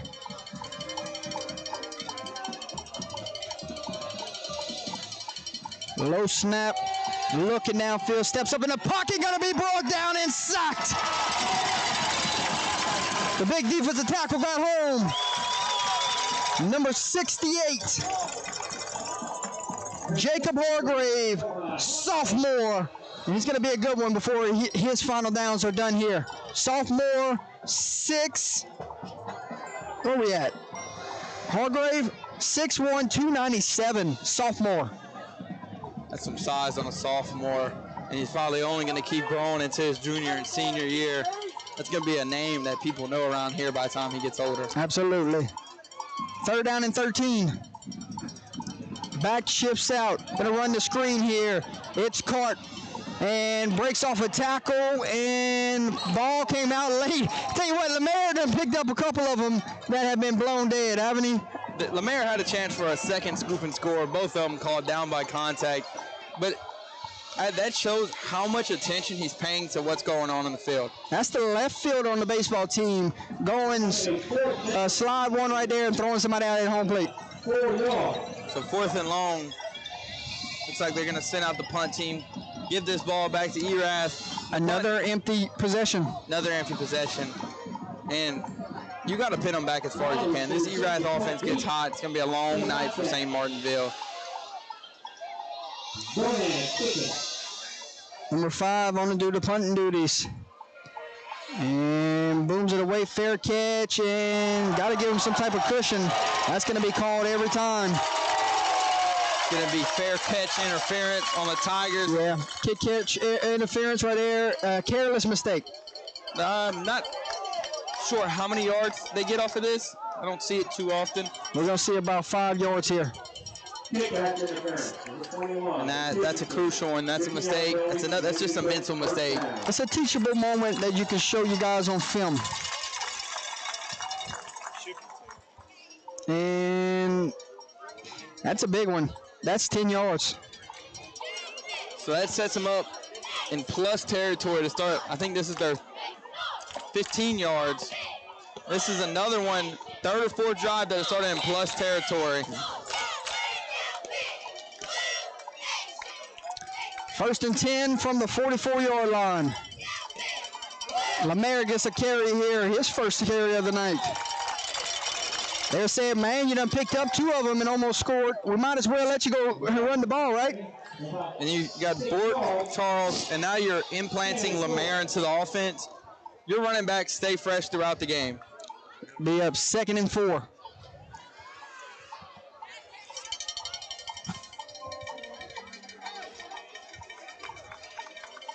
So you have your 3rd running back that's getting carries here as Lemaire is going to continue to stay in the backfield. Landry goes in motion. Jack looks, throwing the rail route, and he caught it. Points, 1st down. And that is a phenomenal catch by Taylor Landry. Goes up and takes what's his. And I don't think you can ask for a better ball. You could not throw a better football than what you just threw just now.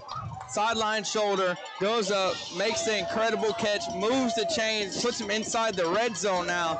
And now they're knocking on the door of 6 more points. Yeah, 1st and 10 from the 16-yard line.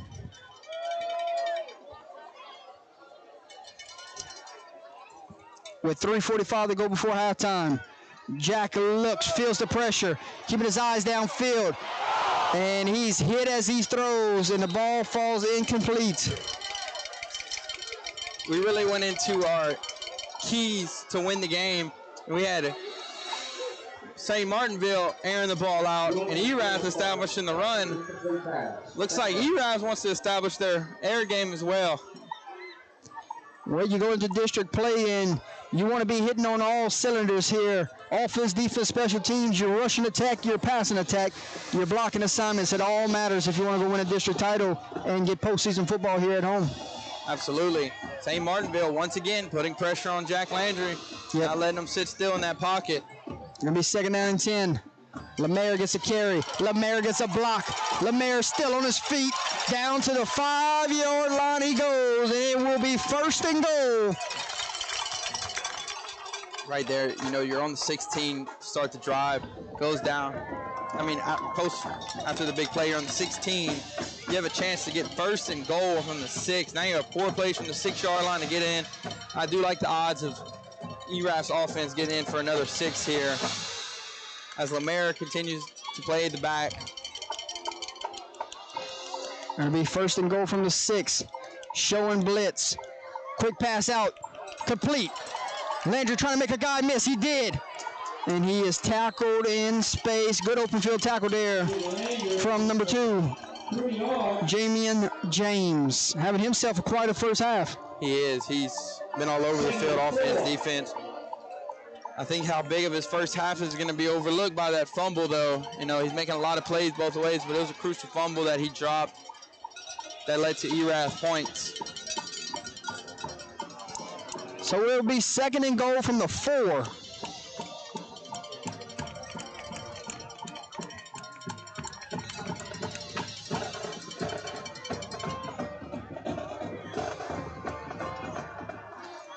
Bobcats knocking on the doorsteps. Lemaire spins off a tackle. Lemaire gonna be about a yard short of the marker. It will be 3rd and goal from the 1. Seen it once already from the 1. Do like the Bobcats might come into this heavy set formation. Oh yeah, the tush push is coming. The tush push is coming. And it's crazy. You think about it. QB, it used to be called the QB sneak. Philadelphia Eagles start running now. Everybody calls it the tush push. You grab your big defensive tackle, and he's going to be your lead block here. On the direct snap, it's not tush push. It's Wildcat. And calls his own number. He walks in. Touchdown, Bobcats. Number 6, Aiden Ford gets himself one. And that has to feel good. You're up 24-0, pinning the PAT coming, our 2-point conversion. So we thought tush push, and they showed us a different formation there. I think a lot of people in this building thought tush push was coming. Phenomenal play from the 1 right there. You bring in your jumbo package. Aiden Bork, direct snap up the middle, finds his way into the end zone. Great play call.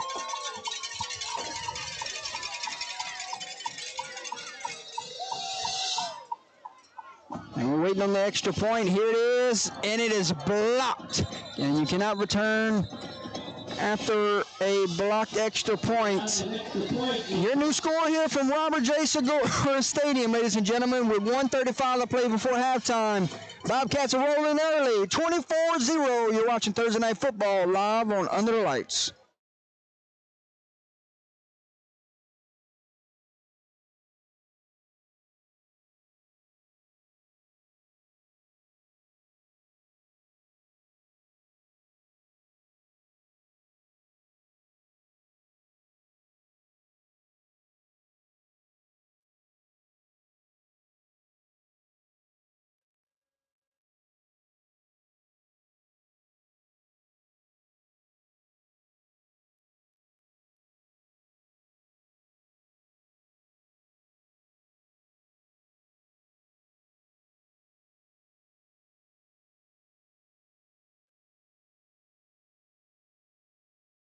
Welcome back to the Fundraising University broadcast booth. Boot meets ball, and it's a good kick here from Jack Landry. And it's going to be a touchback. Jack can kick it too, right? Oh, he got a boot on him. He almost put that one into the end zone. Return man hits that pylon. He nearly stepped out on the 1 yard line right there, and that'd have been a crucial mistake.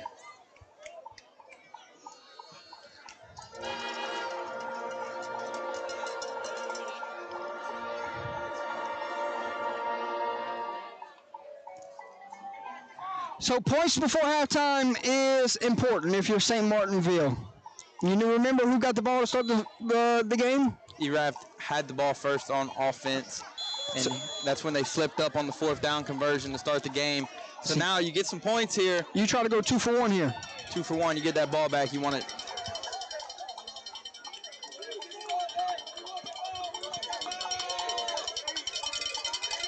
Tigers got to go to the length of the field. They got to go 80 yards with 1:35. They're going to start off with the quarterback. And this is a big play here to start this one.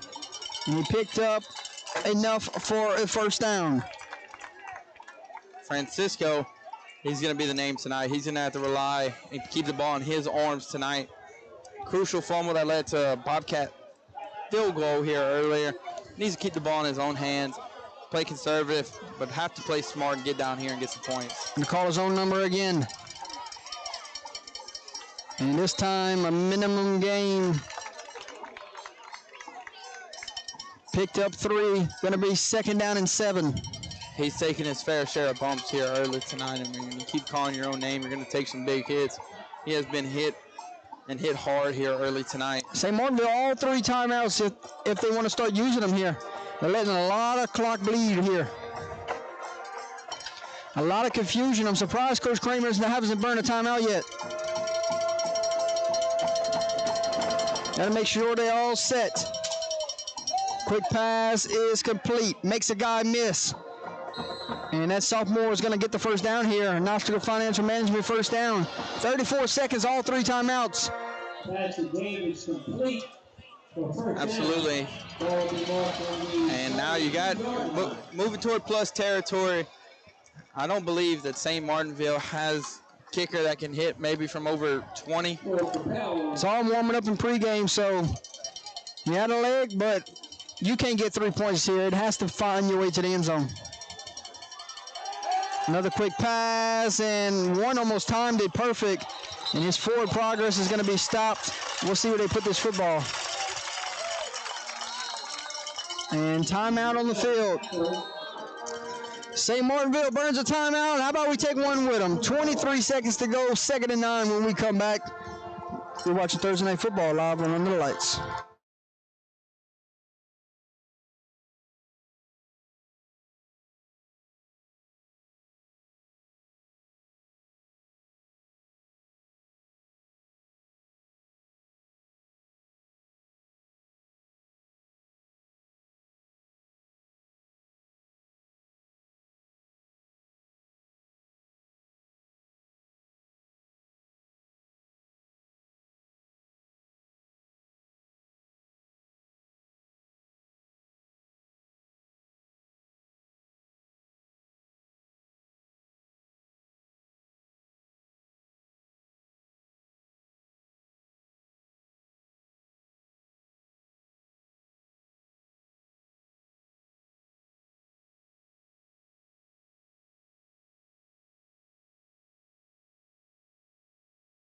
Welcome back to the Fundraising University broadcast booth, ladies and gentlemen. 2nd down and 9. Ball lies at the 44-yard line. Got some scores from around the state coming up at halftime. We got our halftime sponsors. 11 taking a shot on the rail route, and you called it earlier. Favorite target, indeed. He went to him again there. Absolutely, and in coverage was number 6. Aiden Vork, phenomenal coverage, running foot for foot, step for step with him. He's just a football player, man.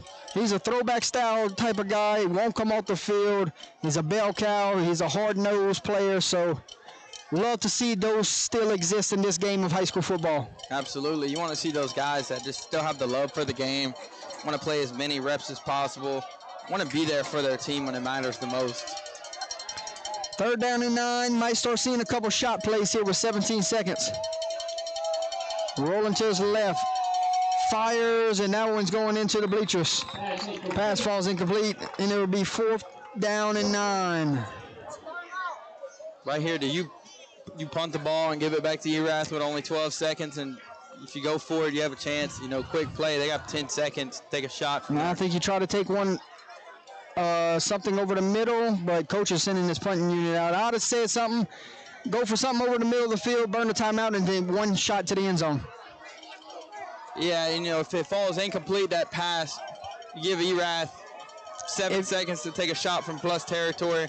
So I guess pinning them a little bit deeper and trying to erase the likelihood of them taking a shot to the end zone. Well, now what you're doing is giving Erath an opportunity to return this for 6. But good punt coverage there. And with 4 seconds to go, Erath will just take a knee here, get it in the halftime, feeling really good about themselves, right? Absolutely. 4 seconds left. Take a knee, get to half. And you're up 24-0 going into halftime. District football. This is the best spot they could be in. This is a spot Coach wanted to be in going into halftime, up big, defense pitching a shutout. And it's all 3 phases right now also. You got the field goal, your quarterback's kicking them into the end zone for touchbacks. I mean, offense is playing well, defense is playing with their hair on fire, so they're playing well here. And they do take a knee. Jack Landry will take us into halftime, ladies and gentlemen. Halftime we go, 24-0. They're undefeated, 7-0. Bobcats have the lead here on senior night. First half thoughts, Holden, and yourself, first half thoughts. We'll go into that. Erath is winning all three phases of the game, and it's very clear. I mean, they're booting the ball, like you said, back to the end zone for touchbacks. But it's the bell cow player. It's Charles and Aiden Bork and Jack Landry making the difference. They're playing Charles and Bork able to play both sides of the ball very good, and he's locking up their go-to targets. He has a touchdown on the board. But for St. Martinville, the one positive I saw is the defensive line. They're able to get to Jack Landry and cause some pressure back there. His rushing touchdown was phenomenal, able to climb the pocket, but the pressure, the constantly being on Landry is going to help them out in the second half. You got to keep that up. Yeah, I mean, it's something that I was kind of expecting. Erath is just on another level this year. I have them going undefeated this season. I think they're primed up for a deep run. I watched them in the Jamboree against Church Point. So, I mean, I have seen them against really good Church Point team. It's not a shot at St. Martinville. It's just this Erath team is just built different this year.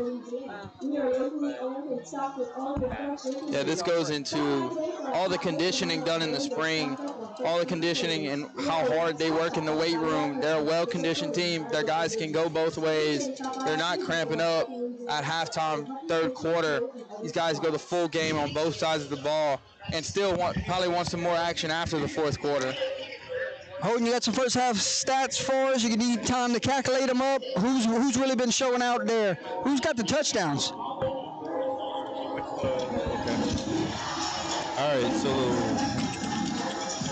you got receiving. You got number 22 Landry. He has a 27-yard touchdown, catch of 11 yards, catch of 24 yards.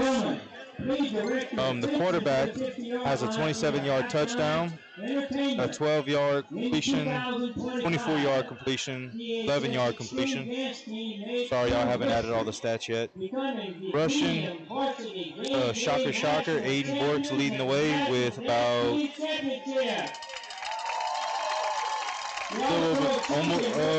almost 50 yards rushing on 10 attempts, and he has one rushing touchdown. Landry also has a rushing touchdown. Number 8 has almost 50 yards rushing on 3 attempts, and that's about it for Erath right now. Yeah, all right. Go ahead. Right there, you're going into yards per carry, the difference. They're averaging, Bork's averaging about 5 yards a carry. 50 rushes for 3 yards is another phenomenal yards per carry. Landry, his rushing touchdown, that came off an instinct, able to evade the pressure, creep up, get the 7 yards he needed to cap off an amazing drive. Yep, so we got some halftime entertainment going on. We got music playing in the background. We're going to step away so we don't get hit with copyrights, but enjoy the halftime entertainment, ladies and gentlemen.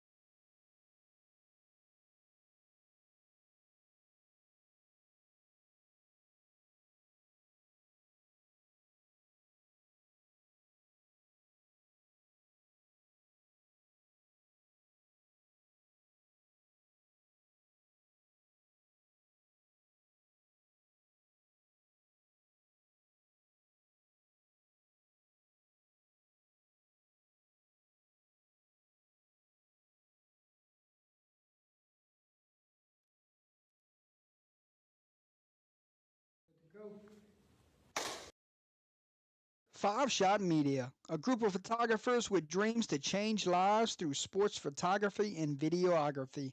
Nothing better. They offer sports media days, tournament on-site printing, school pictures, and so much more.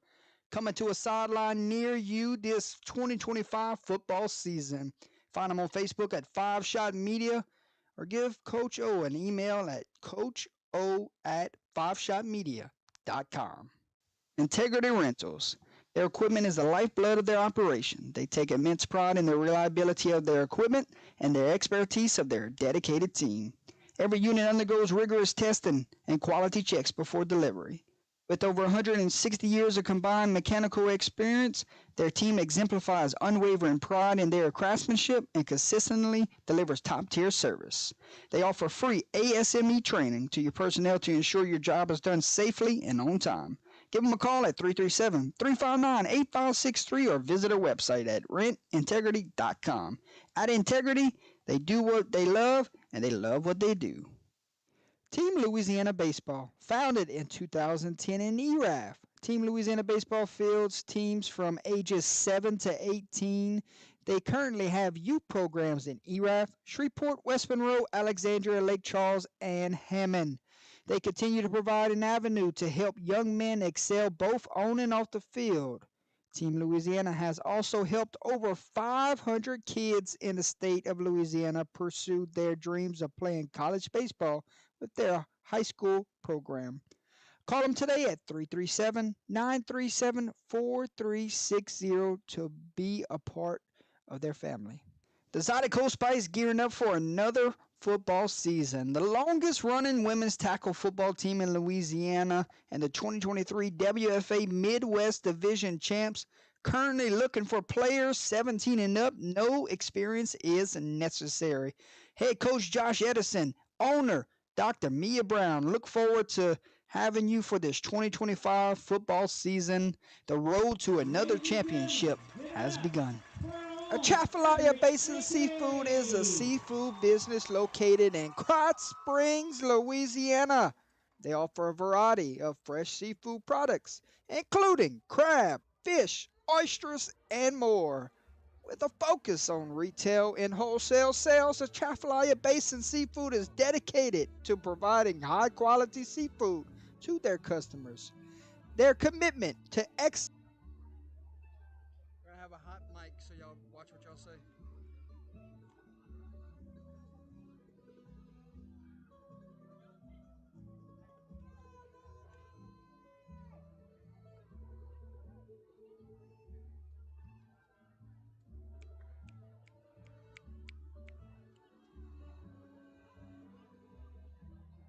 And Griffin, bring us some pizza.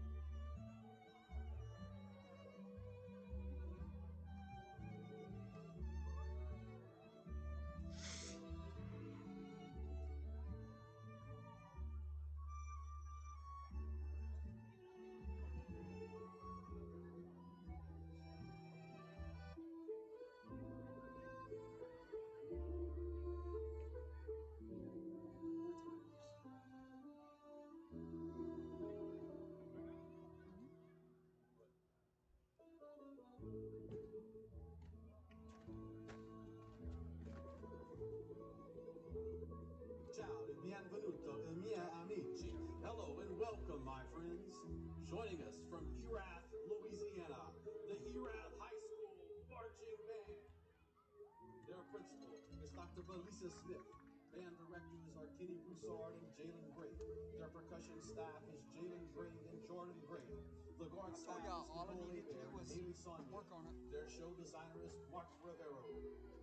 This year's show is entitled Buon Appetito, roughly translated as enjoy your meal with the ones you love. La tua capo di cuori e capo di tanto per essere He's in a kid over there tomorrow trying to find Your it. head chef and drum major for the evening is Anna Griffin. Is your band ready? How much do things cost? Can you go in the field with that? Uh-huh. Do some mic checks. I'm gonna listen to see if it how well the one does. All right. Ladies and gentlemen, Give me the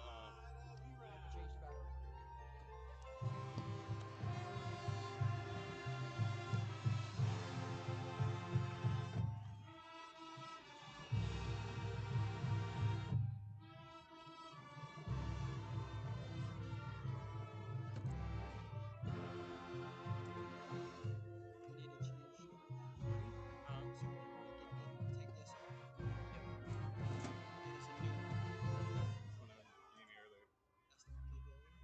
Take one off of the stands right there.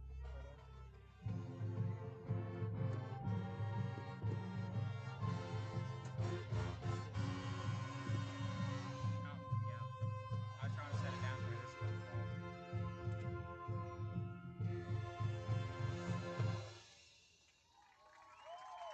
I can't get it unscrewed.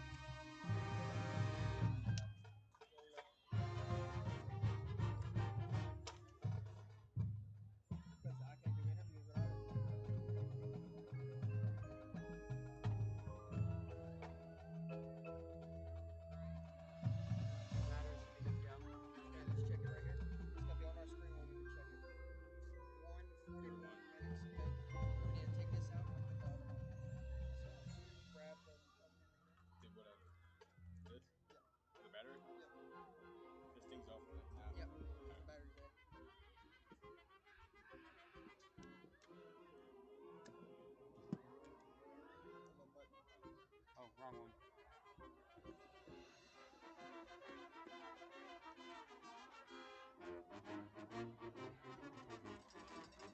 I gotta do units tomorrow by myself. So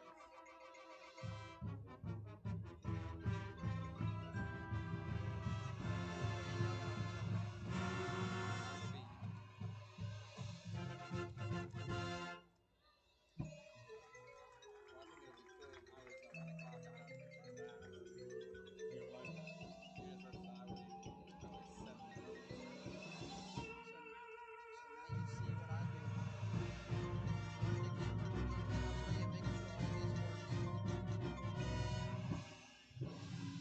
working. I can take care of his and Carl.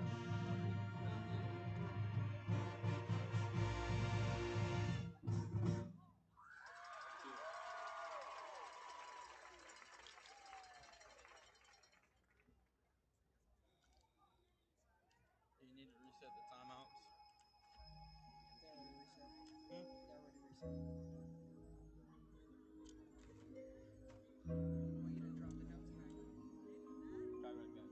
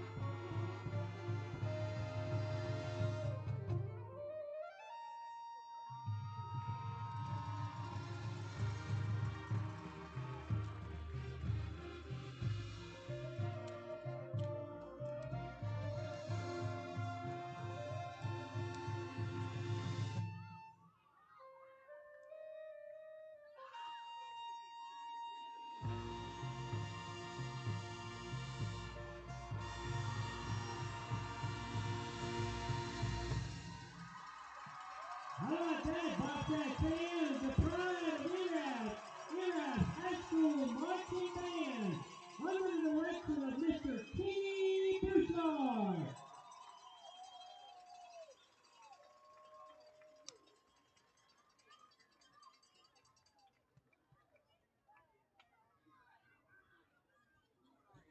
You think he's been charging the whole game?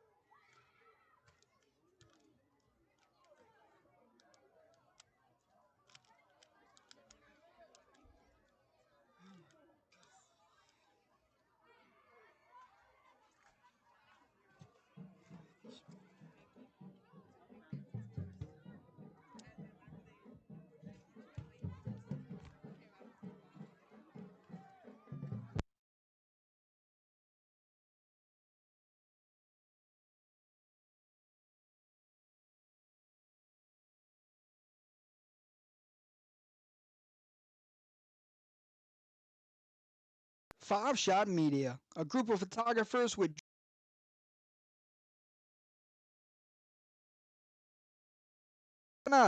they offer a variety of fresh seafood products, including crab, fish, oysters, and more. With a focus on retail and wholesale sales, the Trafalgar Basin Seafood is dedicated to providing high quality seafood to their customers. Their commitment to excellence and their wide range of seafood options make them a go-to destination for seafood lovers in the area. Live crawfish for sale when in season. Give owner and the mayor of Cross Springs, Mr. Carol Snyder, a call at 337-566-8957. Delivering babies by morning and coaching high school football by night. Dr. Terrence Teaspoon Thompson, OBGYN, currently located at Acadian Medical Center in Eunice, Louisiana, accepting new patients. So if you're an expected mother looking to make a change or looking for a new OBGYN, look no further than to Dr. Terrence Teaspoon Thompson. He's accepting all insurances, including Medicaid. Oh, don't forget, this is Coach Dr. Terrence Teaspoon Thompson. You can find him on a Friday night on the sideline at Paul Trosclair Stadium as he coaches the Eunice Bobcats. Good luck, Coach, and good luck, Bobcats. Fourth Quarter Mentality is a sports performance training business that specializes in position-specific training, development, conditioning, and football recruitment. Owner Donald Fusilier. Contact him on Facebook, Instagram, or Twitter at Fourth Quarter Mentality, or give him a call at 337-551-9941, or shoot him an email at theteamviewscamp@gmail.com. Rocky's Tales and Shells Dugout Grill and Bar, a Cajun and Creole restaurant located at 124 Lyle Avenue in Bunkie, Louisiana. Give them a call at 318-346-1922. They're open Tuesday through Saturday, 11 a.m. to 9 p.m., and closed on Sundays and Mondays. The best seafood around and also the coldest beer in town. They want to wish the Bunkie Panthers best of luck in this 2025 football season.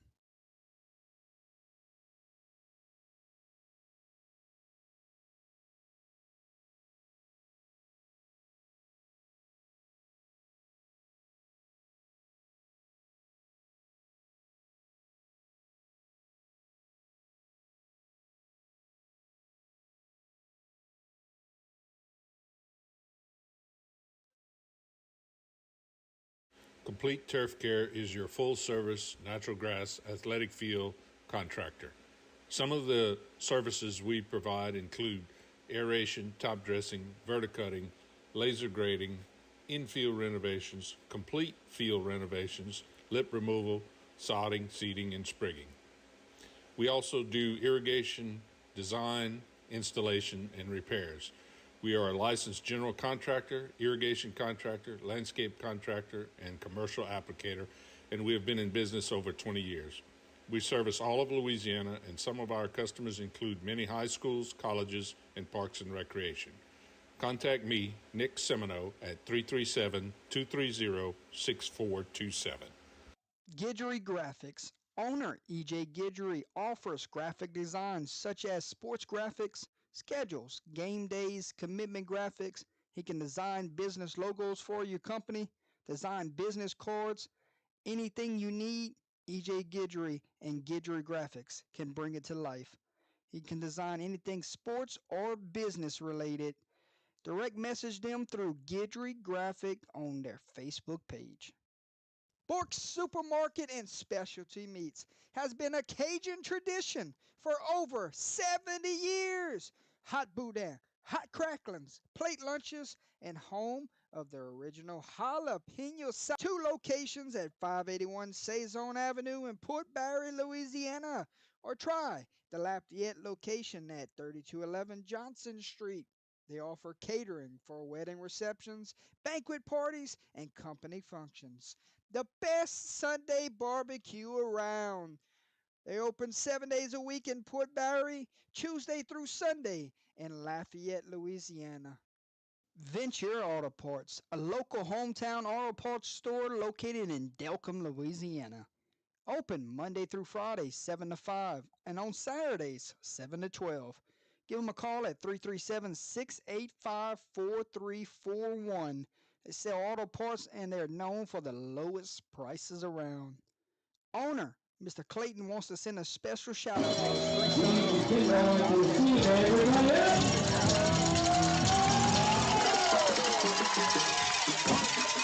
Deep kickoff by Landry, fielded on the 10-yard line.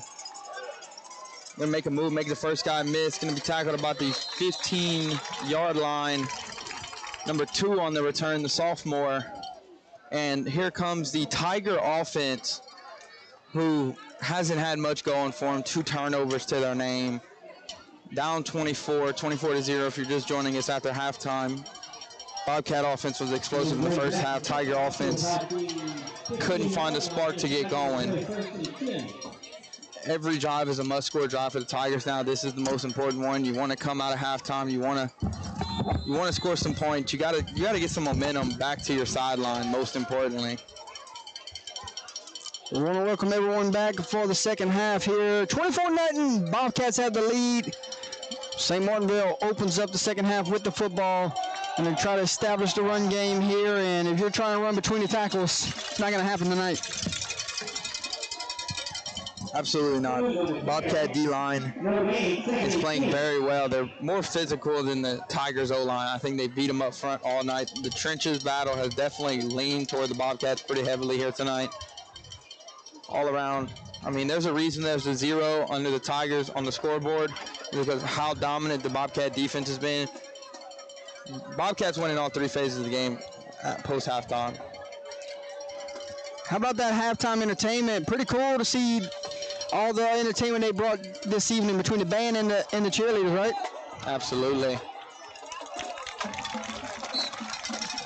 When a school can put something so coordinated together, you know. They put on a show. Absolutely. You know, from the band to be in sync with another spirit squad is incredible work, you know. You got to give a shout out to the band director and all the other coaches. It takes a lot of work to have something that takes that much coordination. 37 for the Tigers. Third down, Bobcat. So third down here for the Tigers. This is a crucial play. You need to find some running room and get the first down. Yeah, you don't want to punt it here. Gonna try to fire it out to the flats. Pass is complete to number 1. Got a long way to go to get to the first down marker, and he will not get there. It will be 4th down. You got to send the punting unit out. Absolutely. I mean, Erath's offense firing on all cylinders. Do not want to set them up with field position like this. So here comes the Tigers punt team. Very familiar sight here. And initial contact made on that last tackle was made by number 6, Aiden Bork. Host of Bobcats come in to finish the play. Yeah. Yeah, you start to look at this game, it's starting to slip away for the Tigers, and Bobcats are feeling really good here on senior night. Bobcats, you do expect the heavy run package to come out. Just they're looking to get out of here with the win now. Punt angles towards the sideline and trickles out of bounds. Good Tiger bounce on that punt. Backed him up, so now a drive starting close to plus territory for the Bobcats. Another familiar sight. You know, all first half, I think the biggest deciding factor was field position and time of possession. Most of the Bobcat drives that led to points all started in plus territory.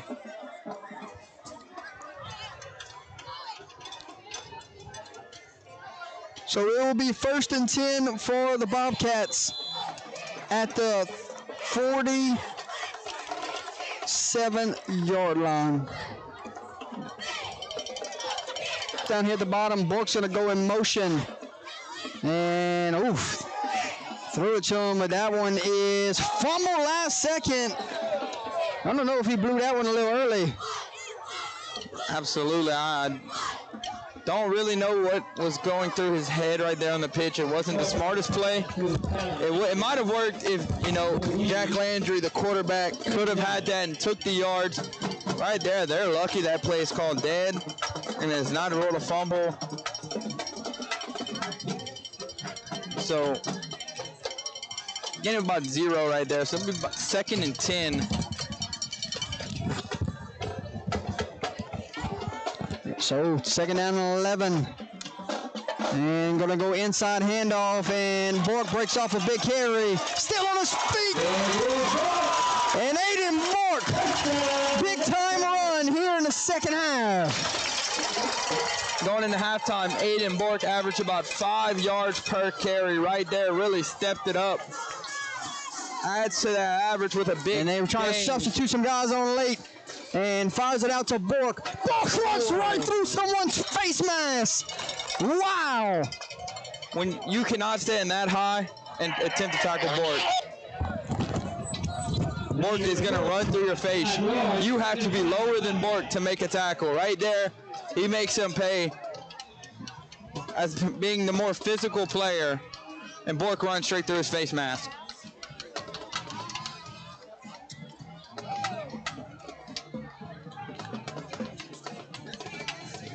Erath Bobcats taking their sweet time getting to the line. They're in no rush to call a play. They're in no sudden urgency to go and score these points. So we did get our sideline camera fixed at halftime. We're actually on it right now as Charles drags a defender to the 15-yard line. So I'm sure that's great coverage from the sideline camera. Absolutely. So glad we got that thing going. I bet it looks phenomenal for all y'all viewing the game. Touchdown, Bobcats. That's going to be a 1st down for the Bobcats. Jack Landry and the offense moving the ball very effectively here to start the second half.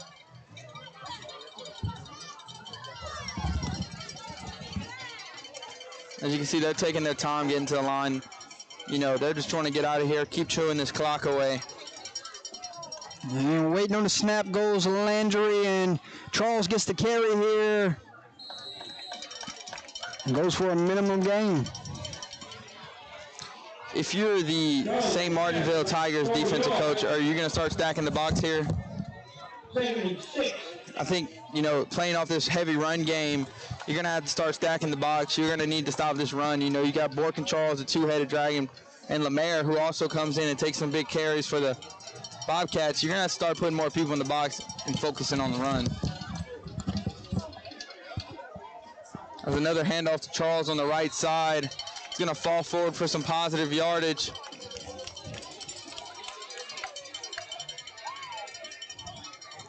Charles is back. 4 yards. They bring up a 3rd and 2. So here we go, 3rd and 2 inside the red zone for the Bobcats, as Charles will remain in the backfield. How about this end zone look here? Got an end zone look in the end zone right now. Let's see if someone comes right into your living rooms, ladies and gentlemen. Before we get there, we got a false start.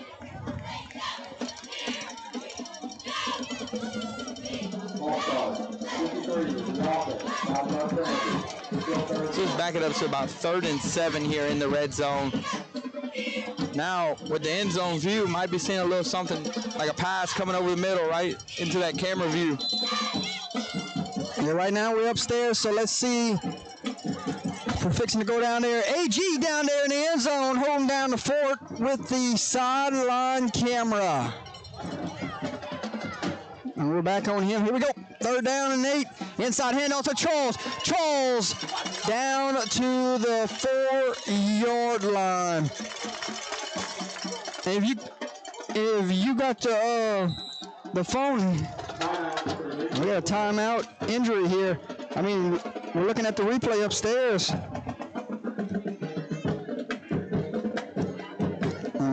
Good look. Absolutely. Back of the end zone, you know, they were fighting on the end zone, looking to pushing in. Erath has brought this almost to 6 minutes left in the 3rd quarter, and they're just killing the clock slowly but surely.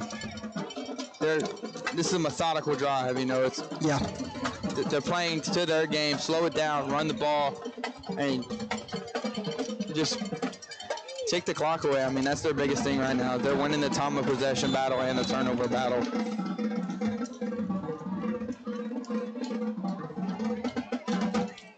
Here we go. Ball is on the ground, and they fumbled it.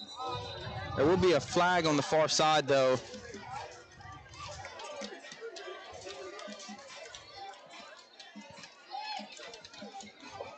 See what the call is here.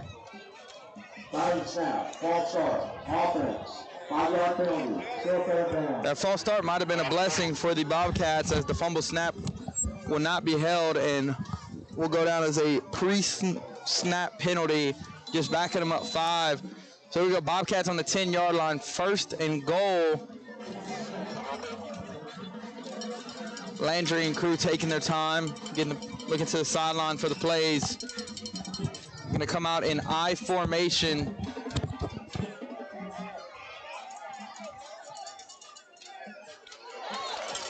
Motion left and a handoff of the Charles on the left side. Waiting for the down at the 1. Going to be down at the 1. Big run by Charles to set up 2nd and goal from the 1-yard line. Hey, wave. We're on camera. Wave upstairs. So here we go. It's going to be 2nd and 1 from 2nd and goal from the 1-yard line. So now you have 3 opportunities to get 1 yard with the Erath offense.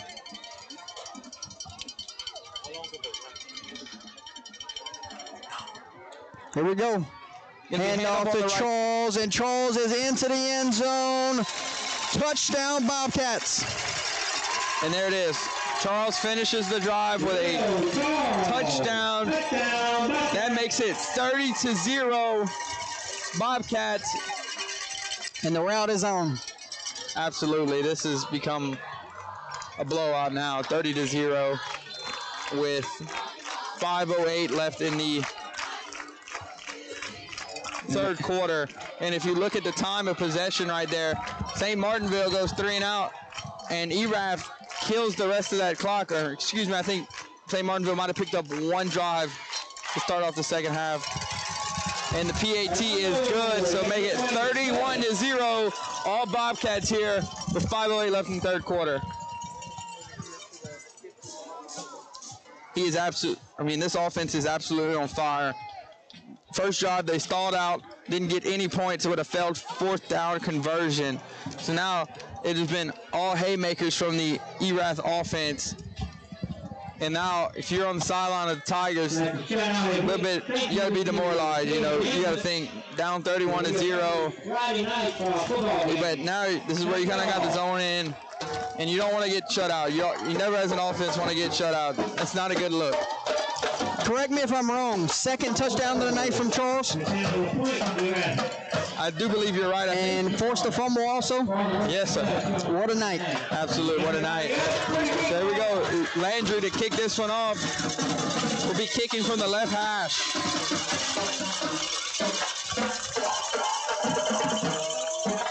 And Brittany ball, and he gets it down to the 3-yard line. Number 2, full head of steam. And better kick coverage here from the Bobcats. They're trying to rip it out. Could not get there. They have absolutely been winning all 3 phases of the game all night. Another crucial play on special teams, another big stop. St. Martinville has not had a very good starting position on any of the drives, and the opposite has been for the Bobcats, that they have started all their drives almost in plus territory. And a big thing is the phenomenal field position. Their drives are not very long, and they're just able to run the ball. With a run-heavy team that can start in plus territory, it's an easier script for the offensive coaches.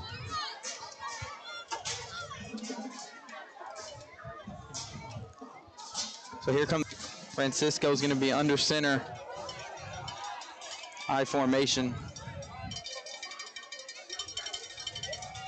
Gonna start off with an inside handoff, and their biggest play of the game. How about the old fullback dive, right? Yeah, going back to the fundamentals, you know, things you're taught when you started playing this game at such a young age. And right there, I don't know if it was a read option and the play was for the fullback dive to take it, or it was a design handoff, because they ran that read option multiple times like that tonight. I want to give a shout out to 2 students here at Erath that is sitting up in the press box with us tonight. One of them's running production, one of them's running our cameras upstairs. And make sure I get your name right. Ethan Sazak. And Kylie Thibodeau, part of the media team here at Erath. They have came up, joined the Under the Lights crew, and one of them's running production, one of them actually running the camera from upstairs tonight. So thank y'all so much for come and join us over here on the broadcast. First down play, they're going to go right back to number 5 in the flats, Colton Bonin, for a good pickup to set up 2nd and short. Right here, you know, this is the best the offense has clicked for the Tigers yet so far. Tigers play 2nd and 1. Tigers break the huddle. Francisco under center, I formation. 2 split out to the near side. Hand up off the middle. He's going to bounce it to the left side. It's going to be swallowed up by number 19 for the Bobcats. That was number 0, Cohen Clues, on the carry.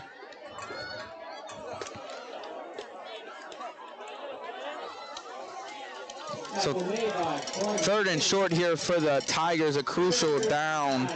Need to pick this one up to keep the momentum going. Francisco under center, I formation. Receiver split on each side. Hand up, fullback dive up the middle. It's going to be swallowed up by the Bobcat defense, and they're going to come up with a big 3rd down stop. Attempted to go to number 21. That was number 21, Julian Stewart, on the carry. Swallowed up by the Bobcat defense for a loss of yards. Now it's 4th down, and the Bobcat defense needs one more stop to get that red-hot offense back on the field.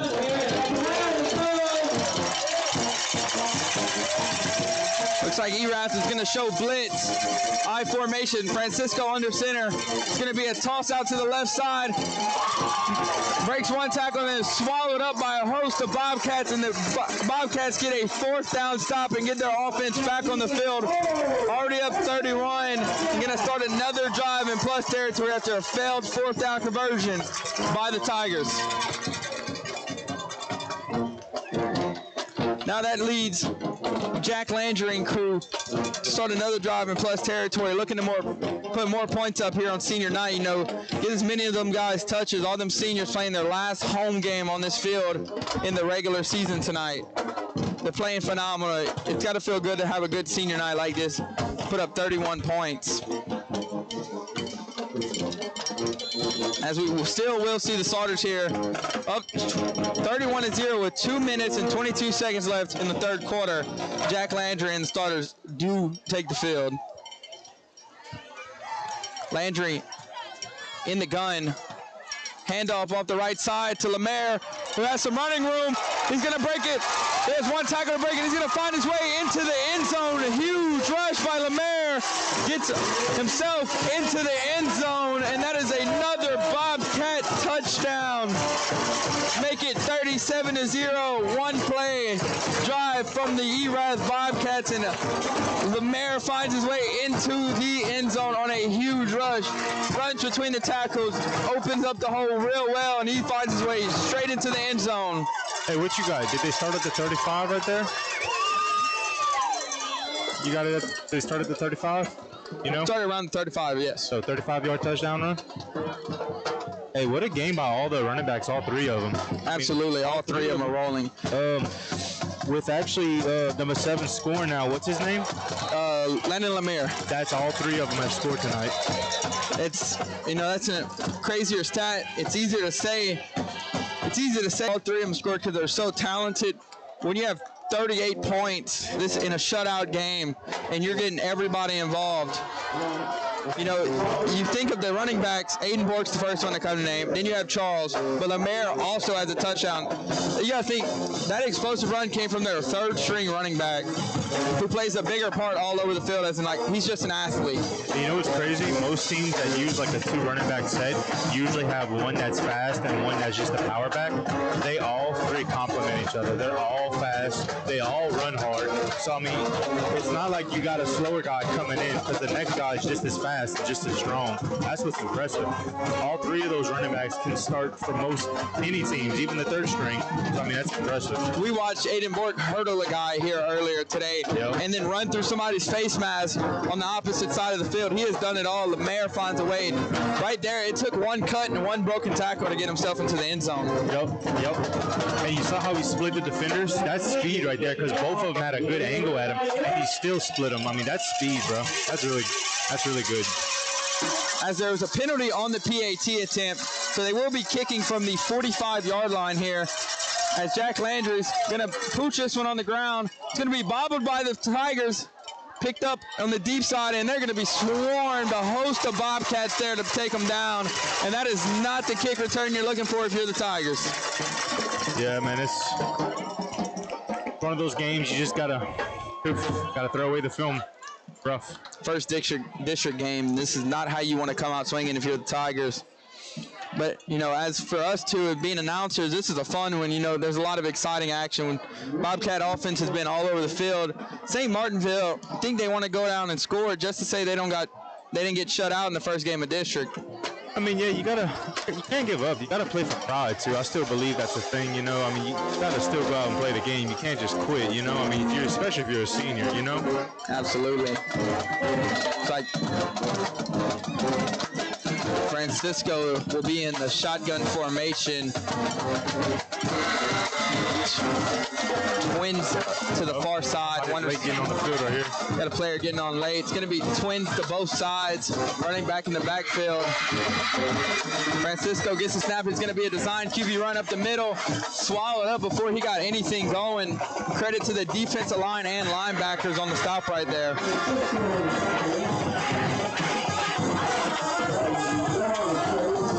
And you can feel the energy in the stadium here. It is loud. They're excited. They're winning big. Yep, I mean, it is packed crowd, man. It's like 2nd and 9 here. It looked like 2nd and 8 right here. 2nd and 8 right here for the Tigers. Taking their time, realistically, the best thing for the Tigers is to play for pride and have no one get hurt for the rest of the season. You want to play injury-free here. Yep. Francisco in the gun, takes the snap, going to hand it up on the right side. Another one's handoff to number 21, swallowed up by number 17 for the Bobcats. We're going to have a late flag come in. What are we going to have? Unnecessary? Yeah, it's going to be, not sure who. After the play is over, personal foul, unnecessary roughness with the 2 to the offense. Right there, I guess, you know, you're down 38, first district game. You start to get in your head. You're playing with some emotion now. You can't have those. That hurts even worse. Now that that's a drive killer. Now it's third and long here for the Tigers in a game that has not gone their way. Gonna have a timeout for an injured Tiger here with a 1:15 left in the third quarter. And if you're just joining us, Bobcats lead 38-0. You think, I don't know, I haven't watched the draft here one time. You think they're gonna rest some of the starters come fourth quarter, or this is a team that's gonna play the whole game? It's hard to say. You know, you would like to rest your starters up big like this, but it's their final home game in the regular season over here with Big Blue Nation until the playoffs, which on the course that they're on right now, it looks like they're going to be hosting a playoff game here. Where are they at right now? Fourth. Oh, yeah, they should be hosting. But my question is you think there's going to be a running clock, or they're just going to let it play out? What is running clock, 40? 40 points? I think you have to come to an agreement. I mean, if there was a number said before the game, they could start at anything, honestly, but I'm not sure. With how this is right here with an injured Tiger, and as much as it sucks to say for St. Martinville, I think you do want the running clock. You want to get out of here, no more injuries. You want to have players. 42 points is the running clock. Okay. So now we're back going to go into action. Injured Tiger able to get up and get off the field. But like how you mentioned, do they pull their starters? It's a hard one because it's senior night. Yeah. You never know what's going to happen.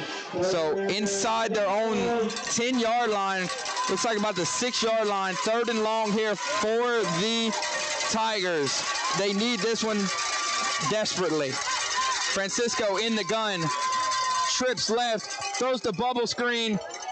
It's going to be Aiden Bork with a tackle about the 6-yard line, 7-yard line, and that one's going to go nowhere. Aiden Bork, the running back, defensive back, swallows that one up and makes it. That guy has been all over the field. We've said his name so many times tonight. Like Jordan said, man, he's just a hard-nosed kid. You know, just one of those kids that doesn't get tired. He's going to play the whole game. He's a senior? He is a senior. Oh, yeah. You're going to have to physically take him off the field. He don't want to come out. I go back to that Vermilion Catholic game earlier in the year when Aiden Bork had like 9 straight carries in that one, and they were running up tempo. So he's well conditioned, and he's a freak of an athlete. I can see it. He's an incredible athlete. He's all over the field. It doesn't even look like he gets tired. So 3 quarters have come and gone here from Robert J. Segura Stadium.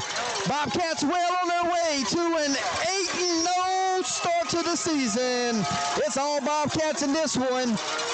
12 more minutes to go here on a Thursday night. Ladies and gentlemen, 3 quarters have come and gone. Jordan Taylor, Holden Lee, Braxton Amos, our 2 workers here from the Erath student. Oh, we got a kick on the field. Hold up here a second. We got someone about to go attempt a field goal from the student section. Maybe he wins a prize right here or something for making it. Maybe a free Chick-fil-A or something. So here we go. Sign him up, coach. Sign him up, and he just sprinted to. Oh my goodness! Did we get that on camera? Coach might have found his kicker next year. I mean, he put that one straight through the uprights. So I did just get what they won. Free dress for the entire student section all of next week. Put that kid on College Game Day, let him win some money from Pat McAfee with a kick like that. Got some scores from around the state of Louisiana, ladies and gentlemen, as they get ready for this punt. Karen Cole leads Sulphur 40-14. Golden Bears are heating up at the right time. Bruley leads McKinley 39-0, and this is a high snap in the end zone. Got to get it off, and he did. His best punt of the night, too. Yeah, take a good Tiger roll to about the 47-yard line. Absolutely. Vinton Lions rolling right now, 27-0 on Rose Pine. Oh, how good is the Vinton Lions this year? I'm impressed, Jordy. That linebacker, that one play of the game for y'all, man, he's impressive. Absolutely. Oak Grove and Faraday, they're in a good one right now. Oak Grove leads it 13-6 third quarter. Oh, wow. We got St. Louis leading South Beauregard 17-0. How about a fourth quarter score here? Southern Lab 6, Kentwood 6, fourth quarter. Notre Dame leads Jennings 21-6. Sterlington leads Bastrop 40-6. A-Meat leads Albany 35-0. Jonesboro Hodge has defeated Plain Dealing 40-0. Abbeville still leads Kaplan 12-7. That is a look at scores from around the state of Louisiana as we go fourth quarter time. And when you go to the fourth quarter, you give it to the big bruiser to take you home, right, guys? Hey, we got a quarterback change too, y'all. Is that Charles? That is Charles, the quarterback. So I don't know if you call this Wildcat or if he's their backup quarterback. Well, I got to go back to the Vermilion Catholic game that we covered earlier in the year. When the game was on the line and you had to go make a drive to put the game away because they won by 10. They were up by 3, and they went Wildcat the whole drive, like 80 yards. Charles and Bork back-to-back. They were rotating. They went the whole field, and this look right here. So there's no injury. There's no resting. This is what they like to do to close out games. Absolutely. And, you know, you keep your guy, Jack Landry, healthy and safe by doing this. And look at Charles, ladies and gentlemen. Look at Charles go! One more for good times. The hat trick tonight. Will on his way to player of the game honors, and he's going to celebrate with the student section. Hey, y'all, that is a 45-yard touchdown run. 45 yards for Charles, and if the dagger wasn't already put in, he just put it deeper. Phenomenal run. Look who's the first one on the field to greet his running back. Jack Landry, the first one on the field to greet Charles. Phenomenal run. He knows he has the open field on the far side of the field, and he is fast enough to get across the field and outrun the DBs to put 6 on the board. So now we're going into a running clock scenario now that they're up by 42 points or more. And the extra point is up and good. 10 minutes to go here in this one. Running clock. We have not met many of our sponsors because it's been a wild night. How about we go meet one? Hey, y'all, real quick. At this time, go ahead. On that touchdown, just looking at stats, what I got is 120 yards rushing for number 8. Here's your Beal and Hebert starting line. Lance Beal, Turley's Catholic. Kenny Hebert, Catholic High. Stephen Williams, STM. Don Connett, USL. Alan Haney, Catholic High. Gabrielle Romero, Sacred Heart. Beal and Hebert, Acadiana's hometown lawyers. Every team has a winning game plan for Friday nights, but does your team have a fundraising game plan? This is Stuart Miller with Fundraising University. We help schools and teams raise more money in less time with a proven 7 to 10 day fundraising system. No more underperforming fundraisers. They take 3 to 4 weeks. No risky apps, no burnout. Over the last several years, teams in Louisiana have raised nearly $3 million working with us, averaging close to $600 per athlete. Don't settle for multiple small fundraisers when one great one can change your season. Go to fundraisingu.net today. Your winning play starts here.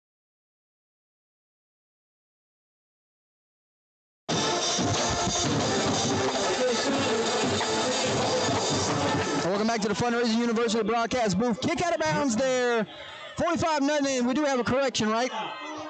Yes, we called Charles for the hat trick. He does have 2 touchdowns on the night. The forced fumble was nice, though. Forced fumble plays a big part into this game because that was a scoring drive put together by the Bobcats coming off of that turnover. So Charles having an absolutely incredible game. But if we look at it, the entirety of the Erath team is having an incredible game. They're all playing, doing their role. So here we go. Tiger offense takes the field. They're going to have Francisco in the gun. Twins left, one wide out to the far side. Running back on his left hip. Takes him to take the snap, hand it up on the right side to number 21. Oh, breaks the tackle. Oh, takes a big shot at the end of it, though. Hey, we want to, real quick, before I sign off, we want to say thank you to the administration here at Erath and the head football coach here at Erath for allowing us to come cover this one tonight, ladies and gentlemen. It all starts with them. They have to give us permission. They did, and Erath's going to stay undefeated when we come into town. Baseball, football, undefeated when Under the Lights broadcasts them. So that's it for me. You guys got it from here. I'm with my interns here. I'm showing them the ropes, and they're doing a fantastic job. You know, as long as I've been doing Under the Lights, this is my first time that I've covered both of these teams, so it was pretty cool. Like I said, the home atmosphere, man, it's really good. Like, I've been to some crazy atmospheres with Iowa, Church Point, a few others, and this is right on top of them. I mean, this is nice. This is very good. My junior year of high school, we went to Edna Carr in playoff football, and it was the most electric thing I've ever seen in my life. The band sounds like we're in Death Valley on a Saturday night. They get cranked up like no other high school, it seems like. But this is second on my leaderboard. Yep. Hey, it's good, man. Win or lose, you're going to have the support. As 21's going to take a hand up on the left side. Big gain before he's tackled down by the Bobcat defender. And late here, establishing a little bit of run game is the Tigers. Yeah. 21, he didn't start the game, but when he came in, I mean, he's had positive plays when he's gotten the ball. Absolutely. I wonder if number 13 got hurt because he was the starting running back.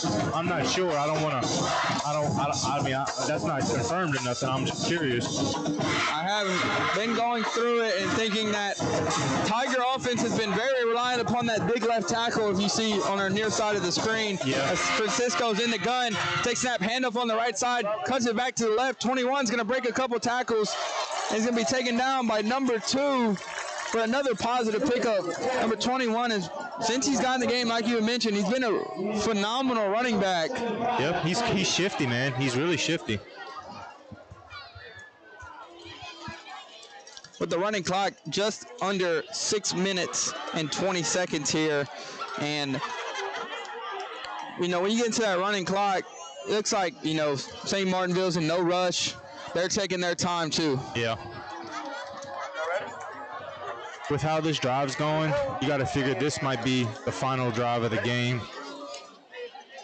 So we go Francisco in the gun, running back on his right hip, Twins to the right, one split out to the left. Francisco takes a snap, play action, dump off to the flats to number 34, who's got some room, is going to pick up a first down for the Tigers. I like that play call right there. You know, heavy run, couple good runs in a row right there. You sell it with the play action. You find your receiver out there in the flats. He's going to make a good play, pick up enough for a first down, and Tigers get the chains moving late here.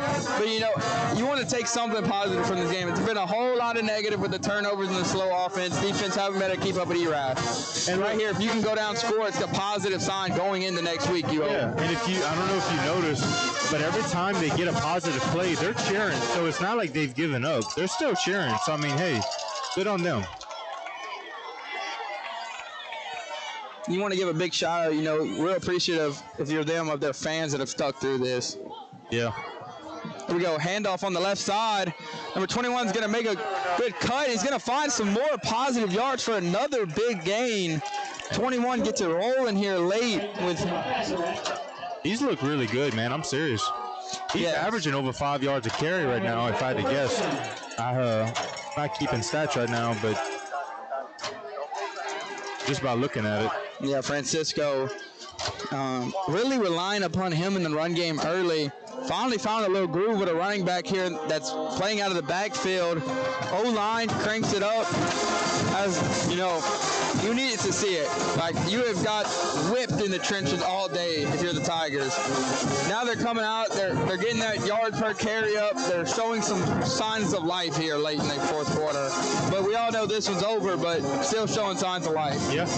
And you got to think if you're Erath, you want to keep that shutout going. So you know they don't want to give up any points right here. They go back to the play action from the shotgun. 34 is going to take a big hit. This one not going to go as much as the first time as they were ready. You can see the outside linebacker look to jump down and get batted down, throwing right over his head.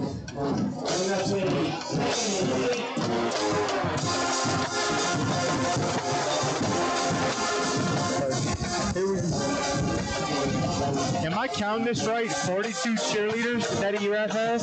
Yeah, it looks about right. I mean, their football team's big, one of the bigger ones I've seen here tonight, too. 42 cheerleaders, that's more than some high school football teams. Yeah, I mean, that might be more than Tigers have out there on the sideline. Yeah, I mean, that's crazy. So we go, Francisco in the gun. Twins left, one split out to the far side, running back on his right hip. He's going to take the snap. He's going to fake the handoff. Going to throw a curl route on the far side. His number 2 is going to break a tackle and find some running room up the right sideline for a first down and more. And they're knocking on the door as they've entered the red zone here. And I believe this is like their first time entering the red zone here. I mean, it's been real dormant on offense for them. There has not been a lot they've been in the red zone here tonight. No, because I remember the first quarter, they kind of got close, I think, from a turnover, right, by Erath, but they didn't get any points out of it, but they weren't in the red zone. I think their one turnover was the fourth down conversion, right? I think so. Well, that's when they were knocking on the door of the red zone, so they'd had to go across the field. Yeah, no, you're right. So here we go, Francisco in the gun, running back on his right hip, going to have Twins left and a tight, almost wingback position as the low snap's going to be played by Francisco. He's going to throw it out to the right side, overthrows his intended target, number 34, for another throw into the flats. And we're under 2 minutes here with this one. Erath looking to keep that shutout on the board with just under 2 minutes in a running clock.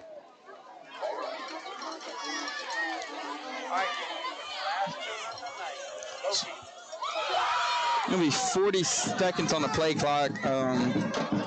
If you're the coach, do you start just sitting on it and getting out of here? Or you're going to score this touchdown? I think they're trying to get this touchdown.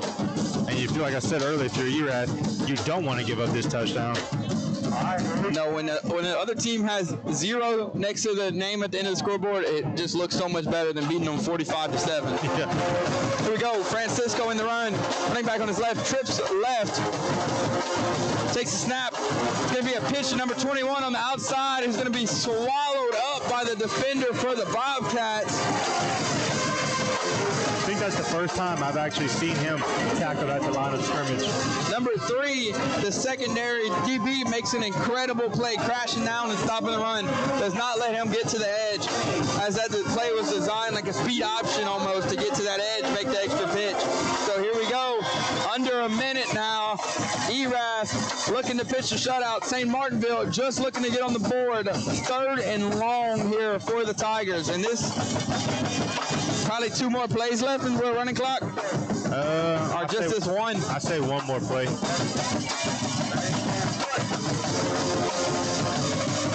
So I couldn't ask for a better game for my first call with Under Lights to be here in Erath with such energy. So here we go, Francisco on the gun, Twins left, takes the snap, fakes the handoff, thrown to the throw route, almost picked off by Bobcats, and that one, he gets his mitts on that one. That one's going for 6 all the way. And the game is over. Erath 45, St. Martinville 0, as Big Blue Nation is going crazy. The way the game has gone, if that would have been a pick 6, it'd have been fitting by how it's going, how dominated that they've been. If that would have been a pick 6, this place would have lost its top. I think I might have erupted too by accident. Oh yeah, I think I'd have been real excited to see that. You know, St. Martinville falls to 0-1 in district. Erath moves to 1-0 in district. And this is the start to district play that any team would really want. And look, it was good sportsmanship, and it really wasn't, any personal fouls. I think there was maybe one towards the end of the game, but other than that, good sportsmanship. Kids were never down on themselves. They never, tried to fight or nothing. So to me, that's also good coaching and good leadership. That you're going to keep your team in check. From losing their emotions and cool. I do think this game was not decided, but a major tone was set when the kickoff, the first play of the game, an Erath Bobcat ran through somebody's face. Yeah.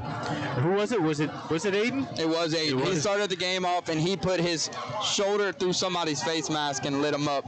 And I think that set the tone for the game. Big senior night win for the Bobcats, something every team wants to do is win senior night. Congrats to all the seniors. But phenomenal tone-setting kickoff return. Aiden Bork hurdles a guy, runs through a guy, all around. Stellar performance from the Erath Bobcats. Charles, 2 touchdowns, forced fumble. Landry, 1 through the air, 1 through the ground. Gets a touchdown going both ways. Yeah, and I love this right here. I'm not sure if the camera's getting it. Are they singing the Alma Mater song, or? I believe it is the Alma Mater. Not too familiar. I didn't go to Erath, but that'd be my best guess. I like that. As the energy is still going here after the game. First-year coach, Coach Kramer, how do you take this loss? It's got to be a tough one to wear in your first district game at St. Martinville. But I think you got to wear it on your sleeve, and you got to come out next weekend playing with that aggression. You got to be mad about this one. And look, a lot of people, including myself, I was shocked to see St. Martinville with the numbers they had. Like, they didn't have much depth. Like, we're used to seeing St. Martinville a consistent 7 to 9 win team every year. So it's just kind of surprising to me with their first year, but just like every other year, I'm sure next year they're going to bounce back, Absolutely. First year coach, a lot of things can change. He's going to have his years. St. Martinville has been a good program for so long now.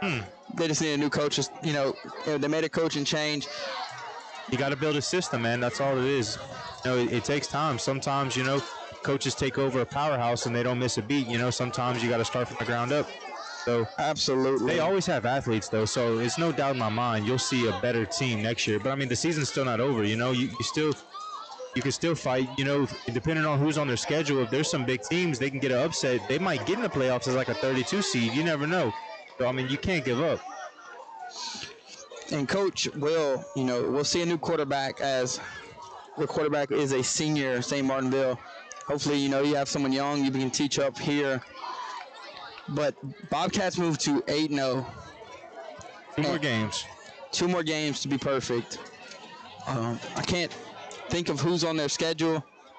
I believe they still have, is it Lagrange? They have Lagrange for one of them. That's district.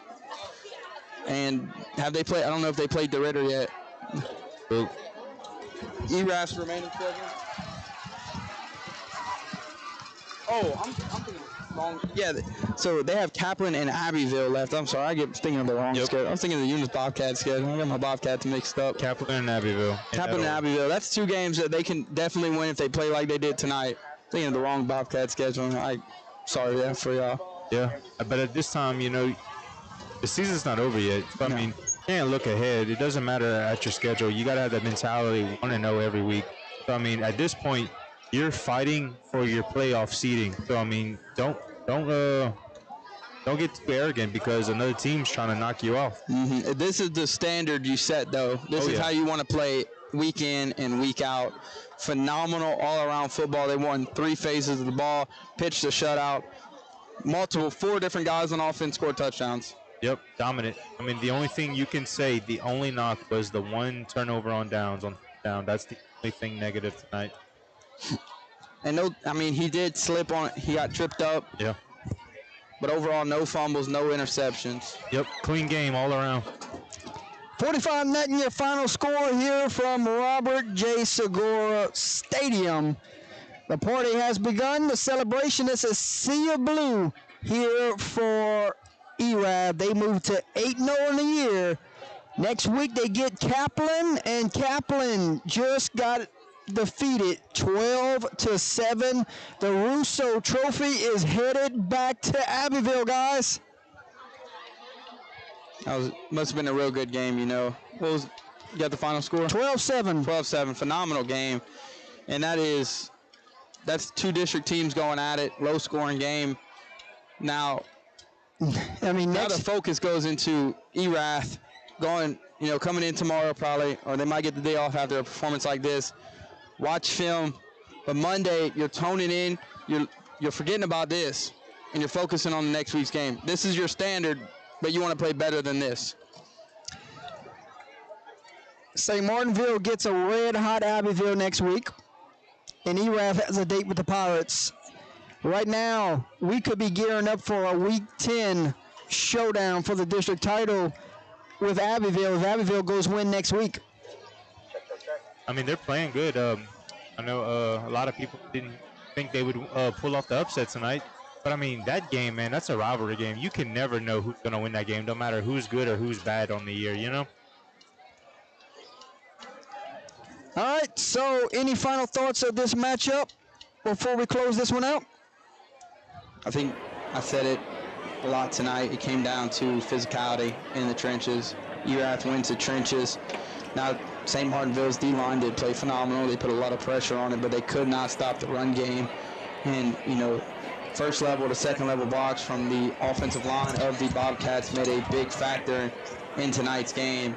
All around, when 4 different guys score touchdowns for your offense, that is the recipe for success. They're sharing the well to well. And that's all I got to say is that Erath takes a big win, 45-0, and the scoreboard says it all.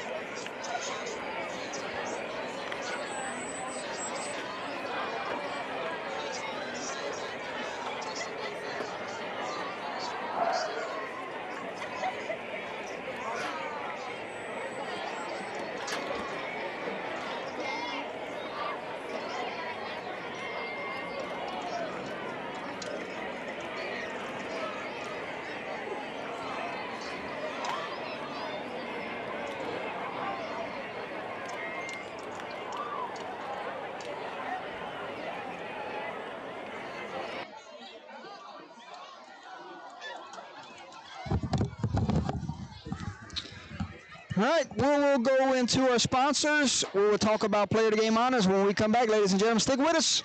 Thursday Night Football live on Under the Lights.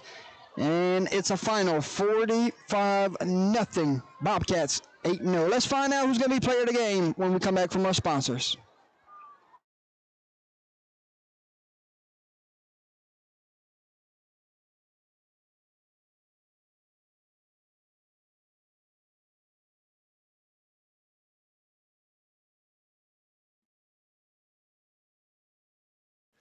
Gary Swallow's Taekwondo Plus Tiger Rock Martial Arts, serving Opelousas and the surrounding area since 1988, with programs specially designed for all age groups. Tiger Cubs, 4 and 5-year-olds, juniors, 6 through 11-year-olds, teens, 12 to 15-year-olds, and all adults, 16 and above. Give us a call at 337-948-3433 so you can set up your first free trial class, meet all of our certified instructors, and take the front of our martial arts family. Taekwondo Plus Tiger Rock, teaching life skills and personal development, one student at a time.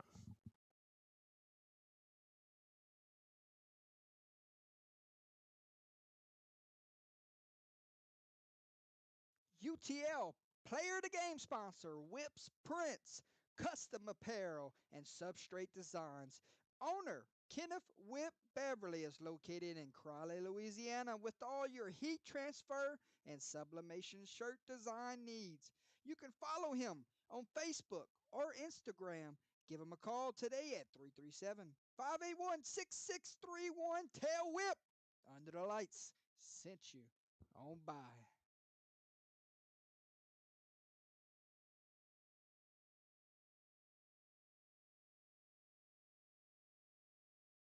The 2025 Gridiron Football All-American Bowl Game returns December 27th through 30th at Louisiana Christian University, bringing together top high school talent from across the nation to compete in front of college coaches.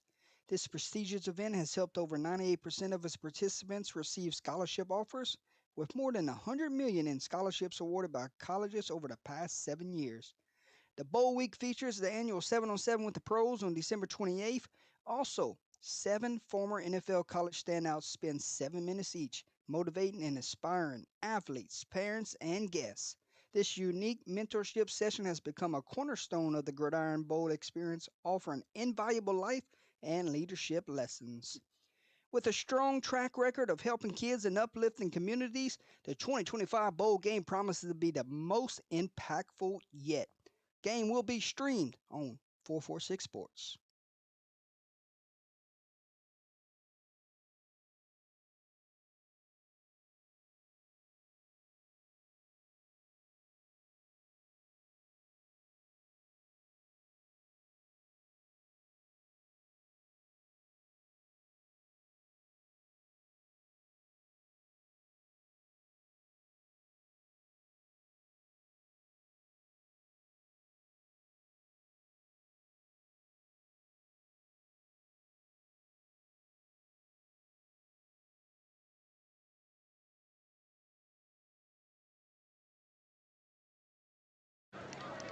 Welcome back to the Fundraising University broadcast booth. Time to give out player of the game honors tonight, ladies and gentlemen.